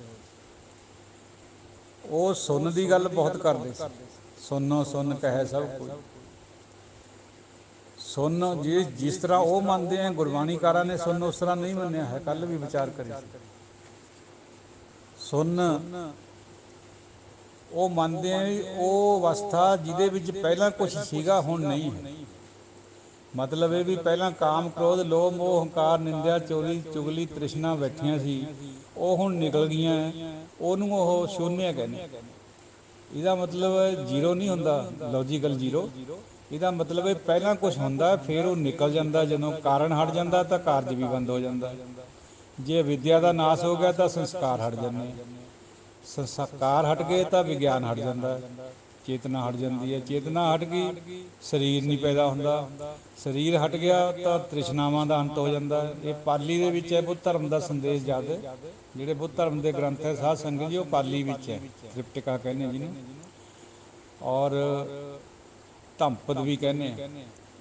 ਜਿਵੇਂ ਆਪਾਂ ਸ਼ਬਦ ਤ੍ਰਿਸ਼ਨਾ ਕਹਿੰਦੇ ਆ, ਉਹ ਤੰਨਾ ਕਹਿੰਦੇ ਆ ਪਾਲੀ 'ਚ। ਆਪਾਂ ਅਵਿਦਿਆ ਕਹਿੰਦੇ ਆ, ਉਹ ਅਵਿਛਿਆ ਕਹਿੰਦੇ ਆ। ਫਰਕ ਹੈ ਥੋੜ੍ਹਾ ਥੋੜ੍ਹਾ, ਲੇਕਿਨ ਸਮਝ ਆ ਜਾਂਦੀ ਹੈ ਗੱਲ ਦੀ। ਹੁਣ ਜਿਹੜਾ ਇਹ ਪ੍ਰਤੀਤਯ ਸਮੁਤਪਾਦ ਹੈ, ਬੁੱਧ ਧਰਮ ਦਾ ਮੇਨ ਸਿਧਾਂਤ ਹੈ। ਇਹਦੇ ਵਿੱਚ ਤਿੰਨ ਸਿਧਾਂਤ ਹੈ ਅੱਗੇ: ਅਨਿੱਤਤਾ, ਦੁੱਖਤਾ ਔਰ ਅਨਾਤਮਤਾ। ਅਨਿੱਤਤਾ ਵੀ ਇਹ ਸੰਸਾਰ ਨੇ ਰਹਿਣਾ ਨਹੀਂ ਹੈ, ਅੱਜ ਦਿਖਦਾ ਕੱਲ੍ਹ ਨੂੰ ਨਹੀਂ ਦਿਖਣਾ ਇਹਨੇ। ਦੁੱਖਤਾ, ਸੰਸਾਰ ਦੁੱਖਾਂ ਦਾ ਘਰ ਹੈ। ਇਹਦੇ 'ਚ ਬਹੁਤ ਜ਼ਿਆਦਾ ਸਫਰਿੰਗ ਹੈ। ਹਰ ਵਿਅਕਤੀ ਦੁੱਖ ਪਾਉਂਦਾ, ਚਾਹੇ ਆਤਮਿਕ ਲੈਵਲ 'ਤੇ, ਚਾਹੇ ਮਨ ਦੇ ਲੈਵਲ 'ਤੇ, ਚਾਹੇ ਸਰੀਰ ਦੇ ਲੈਵਲ 'ਤੇ। ਤੀਜਾ ਹੈ ਅਨਾਤਮਤਾ। ਅਨਾਤਮਤਾ ਤੋਂ ਭਾਵ ਹੈ ਵੀ ਜਿਹੜੀ ਆਤਮਾ ਨੂੰ ਆਪਾਂ ਅਮਰ ਮੰਨਦੇ ਹਾਂ, ਉਹ ਨਹੀਂ ਹੈ। ਪਰਮਾਤਮਾ ਦੀ ਕੋਈ ਹੋਂਦ ਨਹੀਂ ਹੈ। ਇਹ ਬੁੱਧ ਧਰਮ ਕਹਿ ਰਿਹਾ, ਬੁੱਧ ਖੁਦ ਵੀ ਕਹਿ ਰਹੇ, ਅਤੇ ਜਿਹੜਾ ਬਾਅਦ ਦੇ ਵਿੱਚ ਫਿਰ ਇਹਦੀ ਵਿਆਖਿਆ ਹੋਈ ਹੈ ਨਾਗਾਰਜੁਨ ਦੁਆਰਾ, ਉਹ ਵੀ ਇਹੀ ਗੱਲ ਕਹਿ ਰਿਹਾ। ਉਹ ਕਹਿੰਦਾ ਸ਼ੂન્ય ਤੱਕ ਹੀ ਹੈ। ਸ਼ੂન્ય ਜਿਹੜਾ ਹੈ ਉਹ ਚਰਮ ਸੀਮਾ ਹੈ, ਪਰਿਕਾਸ਼ਠਾ ਉਹ ਹੈ। ਜਦ ਕਿ ਗੁਰਬਾਣੀ ਦੀ ਚਰਮ ਸੀਮਾ ਪਰਮਾਤਮਾ ਦਾ ਮਿਲਾਪ। ਤਾਂ ਫਰਕ ਬਹੁਤ ਹੈ। ਇਸੇ ਕਰਕੇ ਬੁੱਧ ਧਰਮ ਨੂੰ ਬਹੁਤਾ ਲੋਕ ਪਸੰਦ ਨਹੀਂ ਕਰਦੇ। ਹਿੰਦੁਸਤਾਨ ਦੇ ਲੋਕ ਹੈਗੇ ਜਿਹੜੇ, ਉਹ ਧਾਰਮਿਕ ਹੈ, ਭਾਵੇਂ ਉੱਪਰੋਂ ਉੱਪਰੋਂ ਹੀ ਸਹੀ ਹੈ ਤਾਂ ਧਾਰਮਿਕ। ਤਾਂ ਪਰਮਾਤਮਾ ਦੇ ਉੱਪਰ ਜਿਹੜੀ ਚੋਟ ਹੈ, ਜਾਂ ਆਤਮਾ ਦੇ ਉੱਪਰ ਜਿਹੜੀ ਚੋਟ ਬੁੱਧ ਧਰਮ ਨੇ ਕਰੀ ਹੈ, ਇਸ ਕਰਕੇ ਬੁੱਧ ਧਰਮ ਨੂੰ ਬਹੁਤਾ ਲੋਕਾਂ ਨੇ ਮਾਨਤਾ ਨਹੀਂ ਦਿੱਤੀ। ਹਾਲਾਂਕਿ ਕਿਸੇ ਵਕਤ ਬੁੱਧ ਧਰਮ ਬਹੁਤ ਫੈਲਿਆ ਸੀ। ਉਹ ਜਿਹੜੀਆਂ ਪਸ਼ੂ ਬਲੀਆਂ ਵਗੈਰਾ ਦਿੱਤੀਆਂ ਜਾਂਦੀਆਂ ਸੀ ਨਾ, ਉਹਨਾਂ ਤੋਂ ਦੁਖੀ ਸੀ ਲੋਕ ਵੀ ਇਸ ਤਰ੍ਹਾਂ ਕਿਉਂ ਕਰਦੇ। ਹੁਣ ਬੁੱਧ ਇਹ ਕਹਿ ਰਿਹਾ ਹੈ ਵੀ ਇਹ ਸਾਡੇ ਅੰਦਰ ਦੁੱਖ ਕਿਵੇਂ ਪੈਦਾ ਹੁੰਦੇ ਨੇ। ਇੱਕ ਤਾਂ ਸਾਡੀ ਜ਼ਰੂਰਤ ਹੁੰਦੀ ਹੈ, ਜਿਵੇਂ ਰੋਟੀ ਦੀ ਜ਼ਰੂਰਤ ਹੈ, ਮਕਾਨ ਦੀ, ਕੱਪੜੇ ਦੀ, ਉਹ ਤਾਂ ਲੋੜ ਹੈ। ਜਿਹੜਾ ਲੋੜ ਤੋਂ ਫਿਰ ਵੱਧ ਆਪਾਂ ਚਾਹੁੰਦੇ ਲਗਜ਼ਰੀ ਜਿਹਨੂੰ ਕਹਿੰਦੇ, ਉਹ ਬੁੱਧ ਕਹਿੰਦੇ ਹੈ ਵੀ ਉਹ ਮਹੱਤਵਆਕਾਂਖਸ਼ਾ ਹੈ ਸਾਡੀ। ਕੋਠੀ ਵੀ ਬਹੁਤ ਸੁੰਦਰ ਹੋਵੇ, ਇਹਦੀ ਬਣੀ ਹੋਈ ਮਾਰਬਲ ਦੀ, ਘੋੜੇ, ਗੱਡੀਆਂ, ਬੜੇ ਬੜੀਆਂ ਲੰਬੀਆਂ ਕਾਰਾਂ ਹੋਵੇ, ਸੈਰ ਸਪਾਟੇ ਕਰਨੇ ਨੂੰ, ਇਹ ਫਿਰ ਮਹੱਤਵਆਕਾਂਖਸ਼ਾ ਵਿੱਚ ਆਉਂਦਾ। ਇਹਦੇ ਕਰਕੇ ਦੁੱਖ ਪੈਦਾ ਹੁੰਦਾ। ਜੇ ਇੱਕ ਪੂਰੀ ਹੋ ਵੀ ਜਾਵੇ ਕਿਸੇ ਟਾਈਮ, ਤਾਂ ਕੁਛ ਚਿਰ ਖਾਤਰ ਅਲਪ ਸੁੱਖ ਬਣ ਜਾਂਦਾ, ਉਸ ਤੋਂ ਬਾਅਦ ਫਿਰ ਹੋਰ ਮਹੱਤਵਆਕਾਂਖਸ਼ਾ ਜ਼ਿਆਦਾ ਪੈਦਾ ਹੋ ਜਾਂਦੀ ਹੈ। ਤਾਂ ਸਭ ਤੋਂ ਉੱਪਰ ਹੈ ਫਿਰ ਅਤਿਰਿਕਤ ਮਹੱਤਵਆਕਾਂਖਸ਼ਾ। ਬਹੁਤ ਜ਼ਿਆਦਾ ਮਹੱਤਵਆਕਾਂਖਸ਼ਾ ਪੈਦਾ ਹੋ ਜਾਂਦੀ, ਚੰਦ ਨੂੰ ਪਕੜਨ ਵਾਲੀ ਗੱਲ, ਦੁੱਖ ਪੈਦਾ ਹੋਣਾ ਉਹਦੇ 'ਚ। ਉਹ ਪੂਰੀ ਹੁੰਦੀ ਨਹੀਂ, ਦੁੱਖ ਪੈਦਾ ਹੁੰਦਾ। ਤਾਂ ਜ਼ਰੂਰਤ, ਮਹੱਤਵਆਕਾਂਖਸ਼ਾ ਔਰ ਅਤਿਰਿਕਤ ਮਹੱਤਵਆਕਾਂਖਸ਼ਾ, ਇਹ ਤਿੰਨ ਚੀਜ਼ਾਂ ਹੈ। ਇਹਨਾਂ ਨੂੰ ਸਮਝਣਾ। ਜ਼ਰੂਰਤ ਤਾਂ ਲੋੜ ਹੈ ਬੰਦੇ ਦੀ, ਉਹ ਤਾਂ ਪੂਰੀ ਕਰਨੀ ਹੈ ਜ਼ਿੰਦਗੀ ਜਿਉਣ ਖਾਤਰ। ਪਰ ਹੁਣ ਜ਼ਰੂਰਤ ਨੂੰ ਆਪਾਂ ਕਿਸ ਬੇਸ 'ਤੇ ਮੰਨੀਏ ਵੀ ਆਹ ਜ਼ਰੂਰਤ ਹੈ। ਗੁਰੂ ਸਾਹਿਬ ਨੇ ਬਾਣੀ ਦੇ ਵਿੱਚ ਭਗਤ ਧੰਨਾ ਜੀ ਦਾ ਇੱਕ ਸ਼ਬਦ ਐਡ ਕਰਿਆ, ਜਿਹਦੇ ਵਿੱਚ ਉਹਨਾਂ ਨੇ ਘੋੜੀ ਵੀ ਮੰਗੀ ਹੈ। ਸੁੰਦਰ ਘੋੜੀ, ਕਾਬਲੀ ਹੈ, ਇਹ ਨਹੀਂ ਵੀ ਮੁਰਦਲੀ ਘੋੜੀ। ਜੁੱਤੀ, ਕੱਪੜਾ ਵਧੀਆ ਕੱਢੀ ਹੋਈ ਜੁੱਤੀ, ਅਨਾਜ ਵੀ 7 ਬਾਹੀਆਂ ਕਰਿਆ ਹੋਇਆ, ਮੈਨੂੰ ਉਹ ਦੇ, ਇੱਕ ਸੁੰਦਰ ਗੁਣਾਂ ਵਾਲੀ ਇਸਤਰੀ ਵੀ ਦੇ, ਮੈਂ ਗ੍ਰਸਤੀ ਕਰਨੀ ਹੈ, ਤੇਰਾ ਨਾਮ ਜਪਣਾ। ਤੋ ਕੋਈ ਬੰਦਾ ਜਿਹੜੇ ਵਿਰਾਗ ਧਾਰਨ ਕਰਦੇ ਹੈ ਜਾਂ ਵਿਰਕਤ ਹੋ ਜਾਂਦੇ ਆ, ਉਹਨਾਂ ਵਾਸਤੇ ਇਹ ਵੀ ਲਗਜ਼ਰੀ ਮਹਿਸੂਸ ਹੁੰਦੀ ਹੈ। ਇੱਕ ਲੰਗੋਟੀ 'ਚ ਰਹਿਣੇ ਵਾਲੇ ਉਹ ਕਹਿਣਗੇ ਵੀ ਇਹ ਵੀ ਲਗਜ਼ਰੀ ਹੈ, ਪਰ ਆਪਾਂ ਗੁਰੂ ਸਾਹਿਬ ਦਾ ਅਨੁਸਰਨ ਕਰਨਾ ਹੈ, ਗੁਰਬਾਣੀ ਦਾ। ਗੁਰਬਾਣੀ ਦੇ ਮੁਤਾਬਕ ਇਹ ਲੋੜਾਂ ਹੈ। ਜੇ ਇਹਨਾਂ ਤੋਂ ਉੱਪਰ ਜ਼ਿਆਦਾ ਝਾਕੂਗਾ ਬੰਦਾ, ਫਿਰ ਉਹ ਮਹੱਤਵਕਾਂਕਸ਼ਾ ਬਣਦਾ। ਤੋ ਜਦੋਂ ਮਹੱਤਵਕਾਂਕਸ਼ਾ ਵੱਧ ਜਾਂਦੀ ਹੈ, ਅਤਿਰਿਕਤ ਹੋ ਜਾਂਦੀ ਹੈ, ਫਿਰ ਹੋਰ ਜ਼ਿਆਦਾ ਦੁੱਖ ਪੈਦਾ ਹੁੰਦਾ। ਇਹ ਦੁੱਖਾਂ ਨੂੰ ਦੂਰ ਕਰਨ ਦੇ ਖਾਤਰ ਮਹਾਤਮਾ ਬੁੱਧ ਨੇ ਅਸ਼ਟਾਂਗ ਮਾਰਗ ਦਿੱਤਾ ਹੈ, 8 ਅੰਗਾਂ ਵਾਲਾ ਮਾਰਗ, ਦੁੱਖਾਂ ਦੀ ਨਿਵਰਤੀ ਲਈ, ਵੀ ਦੁੱਖ ਆਵੇ ਹੀ ਨਾ। ਹੁਣ ਇਹਦੇ ਵਿੱਚ ਫਿਰ ਮੋਟੇ ਤੌਰ 'ਤੇ ਆਪਾਂ ਵਿਚਾਰ ਕਰੀਏ ਵੀ ਸਮਯਕ ਦ੍ਰਿਸ਼ਟੀ, ਯਾਨੀ ਰਾਈਟ ਦ੍ਰਿਸ਼ਟੀ, ਦੇਖਣ ਦੀ ਜਿਹੜੀ ਸਾਡੀ ਹੈ ਅੰਦਰ ਕਲਪਨਾ ਕਿਸੇ ਚੀਜ਼ ਨੂੰ, ਉਹ ਸਮਯਕ ਰਾਈਟ ਹੋਣੀ ਚਾਹੀਦੀ। ਮਤਲਬ ਇਹ ਵੀ ਸਾਨੂੰ ਚੀਜ਼ਾਂ ਨੂੰ ਇਸ ਦ੍ਰਿਸ਼ਟੀ ਨਾਲ ਦੇਖਣਾ ਚਾਹੀਦਾ ਹੈ, ਨਾ ਕਿ ਆਪਾਂ ਜਿਹੜੀ ਆਪਣੇ ਮਨ ਦੀ ਦ੍ਰਿਸ਼ਟੀ ਆ ਉਹਦੇ ਨਾਲ ਦੇਖੀਏ। ਦੂਜੀ ਹੈਗੀ ਹੈ ਸਮਯਕ ਆਜੀਵਕਾ। ਸਾਡਾ ਜਿਹੜਾ ਜ਼ਿੰਦਗੀ ਜਿਉਣ ਦਾ, ਕਮਾਉਣ ਦਾ ਢੰਗ ਹੈ, ਉਹ ਵੀ ਸਮਯਕ ਹੋਣਾ ਚਾਹੀਦਾ। ਠੱਗੀ ਠੋਰੀ ਤੋਂ ਬਚਣਾ ਅਤੇ ਸ਼ੁੱਧ ਤਰੀਕਿਆਂ ਦੇ ਨਾਲ ਧਨ ਕਮਾਉਣਾ, ਉਹਨੂੰ ਕਹਿੰਦੇ ਸਮਯਕ ਆਜੀਵਕਾ। ਤੀਜਾ ਹੈ ਸਮਯਕ ਵਿਆਯਾਮ, ਮਿਹਨਤ ਵੀ ਰਾਈਟ ਹੋਣੀ ਚਾਹੀਦੀ ਹੈ। ਸਮਯਕ ਸੰਕਲਪ, ਸਾਡੇ ਅੰਦਰ ਸੰਕਲਪ ਜਿਹੜੇ ਪੈਦਾ ਹੁੰਦਾ ਹੈ ਕਿਸੇ ਚੀਜ਼ ਦਾ, ਉਹ ਵੀ ਰਾਈਟ ਹੋਣਾ ਚਾਹੀਦਾ। ਸਮਯਕ ਬਾਣੀ, ਸਾਡੀ ਬੋਲੀ ਵੀ ਸਭਿਅਤਾ ਵਾਲੀ ਹੋਣੀ ਚਾਹੀਦੀ ਹੈ। ਸਮਯਕ ਕਰਮ, ਜਿਹੜਾ ਕਰਮ ਕਰਦੇ ਹਾਂ ਉਹ ਵੀ ਸਮਯਕ ਹੋਣਾ ਚਾਹੀਦਾ। ਸਮਯਕ ਸਮ੍ਰਿਤੀ ਔਰ ਸਮਯਕ ਸਮਾਧੀ, ਸਮਾਧੀ ਬਗਲ ਸਮਾਧ ਨਾ ਹੋਵੇ, ਅੰਦਰ ਤੋਂ ਜੇ ਅਸੀਂ ਮਨ ਜੋੜੀਏ ਉਹਦੇ ਨਾਲ, ਉਹ ਠੀਕ ਹੈ, ਉਹਦੇ 'ਚ ਕੋਈ ਬੁਰਾਈ ਨਹੀਂ ਹੈ। ਤੋ ਸਾਧ ਸੰਗਤ ਜੀ, ਇਹ ਅਸ਼ਟਾਂਗ ਮਾਰਗ ਹੈ ਬੁੱਧ ਧਰਮ ਦਾ। ਜੈਨ ਧਰਮ ਵਿੱਚ ਵੀ ਲਗਭਗ ਐਸਾ ਹੀ ਹੈ, ਮਿਲਦਾ ਜੁਲਦਾ। ਔਰ ਇਹ ਜੇ ਇਹ ਤਾਂ ਹੈਗਾ, ਜੇ ਮਤਲਬ ਸਾਡੇ ਅੰਦਰ ਦੁੱਖ ਨਾ ਪੈਦਾ ਹੋਵੇ ਤਾਂ ਸਾਨੂੰ ਇਸ ਤਰ੍ਹਾਂ ਕਰਨਾ ਚਾਹੀਦਾ। ਪਰ ਦੁੱਖ ਪਹਿਲਾਂ ਹੀ ਪੈਦਾ ਹੋਏ ਵੇ ਬੰਦੇ ਦੇ ਮਨ 'ਚ, ਫਿਰ ਕਿਆ ਕਰਨਾ ਚਾਹੀਦਾ? ਫਿਰ ਬੁੱਧ ਧਰਮ ਨੇ ਸਾਨੂੰ ਇਹ 4 ਚੀਜ਼ਾਂ ਬਖਸ਼ੀਆਂ ਸੰਗਤ ਨੂੰ, ਲੋਕਾਂ ਨੂੰ ਕਹਿ ਲਓ, ਸੰਗਤ ਨਹੀਂ ਹੈ।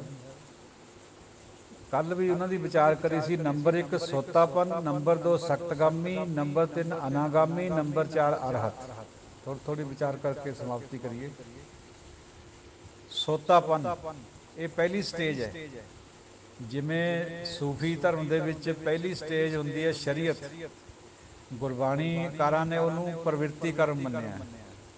ਧਰਮ ਦੇ ਵਿੱਚ ਐਂਟਰ ਹੋਣਾ, ਦਾਖਲਾ ਲੈਣਾ। ਤੋ ਮਹਾਤਮਾ ਬੁੱਧ ਕਹਿ ਰਹੇ ਹੈ ਵੀ ਸਾਡੀ ਦ੍ਰਿਸ਼ਟੀ ਸਤਕਾਏ ਹੋਵੇ, ਹਰ ਚੀਜ਼ਾਂ ਨੂੰ ਸਾਡਾ ਮਨ ਦੇਖਣਾ ਜਾਣਦਾ ਹੋਵੇ, ਉਹਨੂੰ ਪੜ੍ਹ ਲਵੇ ਚੰਗੀ ਤਰ੍ਹਾਂ। ਜਿਵੇਂ ਆਪਾਂ ਆਮ ਲੋਕ ਇਹ ਦੇਖਦਾ, ਉਸ ਤਰ੍ਹਾਂ ਦੀ ਦ੍ਰਿਸ਼ਟੀ ਨਾ ਹੋਵੇ, ਮਨ ਹਟ ਕੇ ਦੁਨੀਆ ਤੋਂ ਦੇਖੇ। ਅਤੇ ਦੂਜੀ ਹੈ ਬੀਜ ਚਿਕਿਤਸਾ, ਉਹਦਾ ਮਤਲਬ ਹੈ ਵੀ ਬੁੱਧ ਧਰਮ ਦੇ ਕਿਸੇ ਵੀ ਸੰਦੇਸ਼ ਦੇ ਉੱਤੇ, ਉਪਦੇਸ਼ ਦੇ ਉੱਤੇ ਸੰਦੇਹ ਨਾ ਕਰੇ। ਜਿਹੜਾ ਸੰਦੇਹ ਕਰੂਗਾ ਉਹਨੂੰ ਇਹ ਪ੍ਰਾਪਤੀ ਨਹੀਂ ਹੋਣੀ, ਉਹਨੂੰ ਦੁੱਖ ਹੋਣਗੇ। ਇਹ ਉਹਨਾਂ ਦਾ ਖਿਆਲ ਹੈ। ਸੀਲ ਸਮਾਧੀ ਵਿੱਚ ਵਿਸ਼ਵਾਸ, ਜਿਹੜੀ ਸਹਿਜ ਨਾਲ ਸਮਾਧੀ ਲੱਗਣੀ ਹੈ, ਜਿਹਦੇ ਵਿੱਚ ਕੋਈ ਪਸ਼ੂ ਬਲੀ ਨਹੀਂ ਹੈ, ਕੋਈ ਟੂਣੇ ਨਹੀਂ ਹੈ, ਕੋਈ ਦੇਵੀ ਦੇਵਤਿਆਂ ਦੀ ਪੂਜਾ ਨਹੀਂ ਹੈ, ਕੋਈ ਆਤਮਕ ਵਿਸ਼ਵਾਸ ਨਹੀਂ ਹੈ ਵੀ ਆਤਮਾ ਹੁੰਦੀ ਹੈ ਵੀ ਜਾਂ ਪਰਮਾਤਮਾ ਹੁੰਦੀ ਹੈ। ਉਹ ਸਾਰੇ ਨੂੰ ਬੁੱਧ ਧਰਮ ਵਿੱਚ ਸੀਲ ਸਮਾਧੀ ਕਿਹਾ ਜਾਂਦਾ। ਜਿਹੜਾ ਬੰਦਾ ਸੋਤਾਪਨ ਹੋ ਗਿਆ, ਯਾਨੀ ਸੁਣਨੇ ਵਿੱਚ ਸੰਪੰਨ ਹੋ ਗਿਆ। ਸੋਤਾ ਪਾਲੀ ਦੇ ਵਿੱਚ ਸੁਣਨੇ ਨੂੰ ਕਹਿੰਦੇ, ਸਰੋਤ ਨੂੰ, ਹਿੰਦੀ ਵਿੱਚ ਸ਼ਬਦ ਸਰੋਤ ਹੈ। ਉਹ ਬੁੱਧ ਕਹਿ ਰਿਹਾ ਹੈ ਵੀ ਉਹ 7 ਜਨਮ ਉਹਦਾ ਬਰਥ ਹੋਊਗਾ, ਲੇਕਿਨ 7 ਜਨਮਾਂ ਤੋਂ ਬਾਅਦ ਉਹਨੂੰ ਨਿਰਵਾਣ ਮਿਲ ਜਾਊਗਾ। ਜਿਹੜਾ ਸਿਰਫ ਸੋਤਾ ਹੀ ਬਣਿਆ ਜੇ, ਪਹਿਲੀ ਉਹ ਸਟੇਜ ਹੈ ਜਿਹਦੀ, ਉਹ 7 ਵਾਰੀ ਜਨਮ ਲਊਗਾ, ਉਸ ਤੋਂ ਬਾਅਦ ਉਹਨੂੰ ਨਿਰਵਾਣ ਆਪੇ ਮਿਲ ਜਾਊਗਾ। ਹੁਣ ਇਹ ਗੱਲ, ਇਹ ਜਿਹੜਾ ਖਿਆਲ ਹੈ, ਇਹ ਗੁਰਬਾਣੀ ਵਿੱਚ ਨਹੀਂ ਹੈ ਠੀਕ ਬਹਿੰਦਾ। ਗੁਰਬਾਣੀਕਾਰਾਂ ਨੇ ਇਹਦਾ ਖੰਡਨ ਕਰਿਆ। ਗੁਰਬਾਣੀਕਾਰਾਂ ਨੇ ਕਿਹਾ ਵੀ ਪਹਿਲੀ ਸਟੇਜ ਤੋਂ ਅੱਗੇ ਵਧਣਾ ਹੈ, ਗੁਰੂ ਦਾ ਮਿਲਾਪ ਕਰਨਾ ਹੈ ਔਰ ਸਹਿਜ ਪੈਦਾ ਕਰਨਾ ਅੰਦਰ। ਤੋ ਜਿਹੜਾ ਫਿਰ ਦੂਜਾ ਹੈਗਾ ਸਖਤਗਾਮੀ, ਸਖਤਗਾਮੀ ਦੂਜੀ ਸਟੇਜ ਹੈ ਬੁੱਧ ਧਰਮ ਦੀ। ਉਹਦੇ ਵਿੱਚ ਰਾਗ ਦਵੈਸ਼ ਖਤਮ ਕਰਨੇ, ਕਾਮ ਤੋਂ ਮੁਕਤ ਹੋਣਾ, ਜਿਹੜੀ ਨੈਗੇਟਿਵਿਟੀ ਹੈ, ਨੈਗੇਟਿਵ ਕੁਆਲਿਟੀਆਂ ਉਹ ਖਤਮ ਕਰਨੀਆਂ, ਦੂਜੇ ਪ੍ਰਤੀ ਵੈਰ ਵਿਰੋਧ ਖਤਮ ਕਰਨਾ, ਆਪਣਿਆਂ ਪ੍ਰਤੀ ਰਾਗ ਖਤਮ ਕਰਨਾ, ਨਫ਼ਰਤ ਕੱਢਣੀ ਮਨ ਵਿੱਚੋਂ, ਔਰ ਕਾਮ ਰਸ ਹੈ ਜਿਹੜਾ ਉਹਨੂੰ ਹਟਾਉਣਾ। ਕਾਮ ਤਾਂ ਰੱਖਣਾ ਲੇਕਿਨ ਉਹਦਾ ਰਸ ਹੈ ਜਿਹੜਾ ਉਹਨੂੰ ਹਟਾਉਣਾ। ਉਹਨੂੰ ਕਹਿੰਦੇ ਉਹ ਸਖਤਗਾਮੀ ਹੋ ਗਿਆ, ਉਹ ਦੂਜੀ ਸਟੇਜ ਹੋ ਗਈ, ਉਹਦਾ 50% ਨਿਰਵਾਣ ਹੋ ਗਿਆ। ਸਾਧ ਸੰਗਤ ਜੀ, ਉਹ ਬੁੱਧ ਕਹਿ ਰਹੇ ਹੈ ਵੀ ਐਸਾ ਜਿਹੜਾ ਬੰਦਾ ਦੂਜੀ ਸਟੇਜ 'ਚ ਸਖਤਗਾਮੀ ਬਣ ਗਿਆ, ਉਹਦਾ ਜਨਮ ਸਰੀਰਕ ਤੌਰ ਪਰ ਨਹੀਂ ਹੋਊਗਾ ਦੁਬਾਰਾ। ਜਿਵੇਂ ਸੋਤਾਪਨ ਬੰਦਾ 7 ਵਾਰੀ ਜਨਮ ਲੈ ਕੇ ਨਿਰਵਾਣ ਪਾਊਗਾ, ਜਿਹੜਾ ਸਖਤਗਾਮੀ ਬਣ ਗਿਆ ਉਹਦਾ ਜਨਮ ਤਾਂ ਹੋਊਗਾ ਪਰ ਬੋਡਲੀ ਨਹੀਂ ਹੋਊਗਾ, ਸਰੀਰਕ ਜਨਮ ਨਹੀਂ ਹੋਊਗਾ।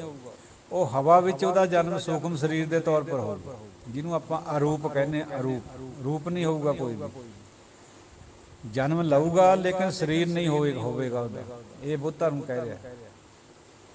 ਇਹਨੂੰ ਆਪਾਂ ਇਸ ਤਰ੍ਹਾਂ ਸਮਝ ਲਓ ਜਿਵੇਂ ਆਪਾਂ ਕੋਈ ਸੰਦੇਸ਼ ਛੱਡ ਦਿੰਦੇ ਹਾਂ ਨੈੱਟ ਦੇ ਉੱਪਰ। ਅੱਜ ਕੱਲ੍ਹ ਤਾਂ ਇਹ ਗੱਲ ਸਮਝਣੀ ਸੌਖੀ ਹੈ। ਉਹ ਸੰਦੇਸ਼ ਅੱਗੇ ਕੋਈ ਉਹਨੂੰ ਰਿਸੀਵ ਨਾ ਕਰੇ, ਉਹ ਹਵਾ 'ਚ ਪਿਆ ਰਹਿੰਦਾ। ਹੁੰਦਾ ਤਾਂ ਹੈਗਾ ਲੇਕਿਨ ਉਹ ਦਿਖਦਾ ਕੋਈ ਨਹੀਂ, ਉਹਦੀ ਬਾਡੀ ਕੋਈ ਨਹੀਂ ਹੁੰਦੀ ਅੱਗੇ। ਉਸ ਤਰ੍ਹਾਂ ਦਾ ਇਹ ਖਿਆਲ ਹੈ ਵੀ ਬਿਨਾਂ ਬਾਡੀ ਤੋਂ ਇੱਕ ਜਨਮ ਲਏਗਾ ਉਹ ਬੰਦਾ, ਅਰੂਪ ਹੋਏਗਾ, ਹਵਾ ਦੇ ਵਿੱਚ ਜਨਮ ਹੋਊਗਾ। ਤੀਜੀ ਸਟੇਜ ਹੈ ਅਨਾਗਾਮੀ। ਅਨਾਗਾਮੀ ਦਾ ਮਤਲਬ ਵੀ ਹੁਣ ਉਹ ਨਹੀਂ ਆਏਗਾ ਬਾਡੀ ਦੇ ਤੌਰ 'ਤੇ, 75% ਉਹਦਾ ਨਿਰਵਾਣ ਬਣ ਗਿਆ। 5 ਵਿਸ਼ੇ ਕਾਮ ਕ੍ਰੋਧ ਲੋਭ ਮੋਹ ਹੰਕਾਰ ਖਤਮ ਹੋ ਗਏ। ਜੇ ਕਿਸੇ ਨੇ ਗੁੱਸੇ 'ਚ ਕੋਈ ਗੱਲ ਕਹੀ ਉਹਦਾ ਰਿਐਕਸ਼ਨ ਨਹੀਂ ਕਰੂਗਾ, ਉਹ ਜਰ ਲਏਗਾ, ਸਹਿ ਲਊਗਾ ਗੱਲ ਨੂੰ, ਔਰ ਹੰਕਾਰ ਨਹੀਂ ਕਰੇਗਾ। ਤੋ ਅਪਮਾਨ ਨੂੰ ਵੀ ਸਹਿਜੇਗਾ ਉਹ। ਜੇ ਕਿਸੇ ਨੇ ਉਹਦੀ ਬੇਇੱਜ਼ਤੀ ਕਰ ਦਿੱਤੀ ਤਾਂ ਵੀ ਉਹ ਬਹੁਤਾ ਰਿਐਕਸ਼ਨ ਨਹੀਂ ਕਰੇਗਾ।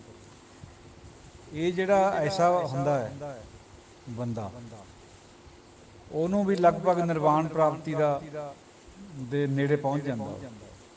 ਅਤੇ ਅਗਲੀ ਹੈਗੀ ਹੈ ਸਟੇਜ ਅਰਹਤ ਦੀ, ਜਿਹਨੂੰ ਨਿਰਵਾਣ ਕਹਿੰਦੇ ਆ। ਅਰਹਤ 100% ਬੰਦਾ ਉਹਦਾ ਸਰੀਰ ਖਤਮ ਹੋ ਜਾਂਦਾ। ਗੁਰਬਾਣੀਕਾਰ ਕਹਿ ਰਹੇ ਆ ਵੀ ਉਹ ਪਰਮਾਤਮਾ ਨਾਲ ਮਿਲ ਜਾਂਦਾ, ਜਿਹਦਾ ਪਰਮ ਪਦ ਵਿੱਚ ਪ੍ਰਵੇਸ਼ ਹੋ ਜਾਂਦਾ ਜਾਂ ਚੌਥੇ ਪਦ 'ਚ ਕਮ ਸੇ ਕਮ, ਉਹਦਾ ਮੁੜ ਕੇ ਜਨਮ ਮਰਨ ਨਹੀਂ ਹੁੰਦਾ। ਲੇਕਿਨ ਬੁੱਧ ਕਹਿ ਰਿਹਾ ਵੀ ਉਹਦਾ ਜਨਮ ਮਰਨ ਤਾਂ ਨਹੀਂ ਹੋਊਗਾ ਪਰ ਉਹ ਪਰਮਾਤਮਾ 'ਚ ਨਹੀਂ ਮਿਲੂਗਾ। ਇਹ ਉਹਦਾ ਵਿਸ਼ਵਾਸ ਵੀ ਉਹ ਸ਼ੂਨਿਆ ਵਿੱਚ ਹੋ ਜਾਊਗਾ। ਮਤਲਬ ਹੈ ਜਿੱਥੇ ਕੋਈ ਚੀਜ਼ਾਂ ਪਹਿਲਾਂ ਸੀਗੀਆਂ ਉਹ ਖਤਮ ਹੋ ਗਈਆਂ, ਸ਼ੂਨਿਆ ਬਣ ਗਿਆ। ਕਾਰਨ ਹਟ ਗਿਆ ਤਾਂ ਨਾਲ ਕਾਰਜ ਵੀ ਚਲਾ ਗਿਆ। ਜਦੋਂ ਅਵਿਦਿਆ ਦੂਰ ਕਰਤੀ ਬੰਦੇ ਦੀ ਹੋ ਗਈ। ਔਰ ਇਹ ਨਹੀਂ ਬੁੱਧ ਕਹਿ ਰਿਹਾ ਵੀ ਤੁਸੀਂ ਗੁਰੂ ਦੀ ਓਟ ਲੈਣੀ ਹੈ। ਬੁੱਧ ਕਹਿ ਰਿਹਾ ਆਪਣੇ ਆਪ 'ਤੇ ਆਪਣਾ ਦੀਵਾ ਬਾਲੋ, ਆਪੋ ਦੀਪੋ ਭਵੇ। ਇਹ ਗੱਲ ਗੁਰਮਤਿ ਦੇ ਸਿਧਾਂਤ ਦੇ ਨਾਲ ਬਿਲਕੁਲ ਉਲਟ ਹੈ। ਗੁਰਬਾਣੀ ਤਾਂ ਬਾਰ-ਬਾਰ ਜ਼ੋਰ ਦਿੰਦੀ ਹੈ ਗੁਰੂ 'ਤੇ, ਸੰਗਤ 'ਤੇ, ਵੀ ਉੱਥੋਂ ਬਿਨਾਂ ਆਪਣੀ ਕਾਮਯਾਬੀ ਨਹੀਂ ਹੋਣੀ। ਦੁਨਿਆਵੀ ਜੀਵਨ 'ਚ ਵੀ ਆਪਾਂ ਕੋਈ ਨਾ ਕੋਈ ਉਸਤਾਦ ਧਾਰਦੇ ਹਰ ਕੰਮ ਵਾਸਤੇ। ਮਿਸਤਰੀਪਣਾ ਕਰਨਾ ਹੋਵੇ, ਡਾਕਟਰੀ ਕਰਨੀ ਹੋਵੇ, ਇੰਜੀਨੀਅਰਿੰਗ ਕਰਨੀ ਹੋਵੇ, ਪਹਿਲਾਂ ਕਿਸੇ ਨਾ ਕਿਸੇ ਨੂੰ ਆਪਾਂ ਉਸਤਾਦ ਬਣਾਉਂਦੇ ਤਾਂ ਹੀ ਸਿੱਖਦੇ।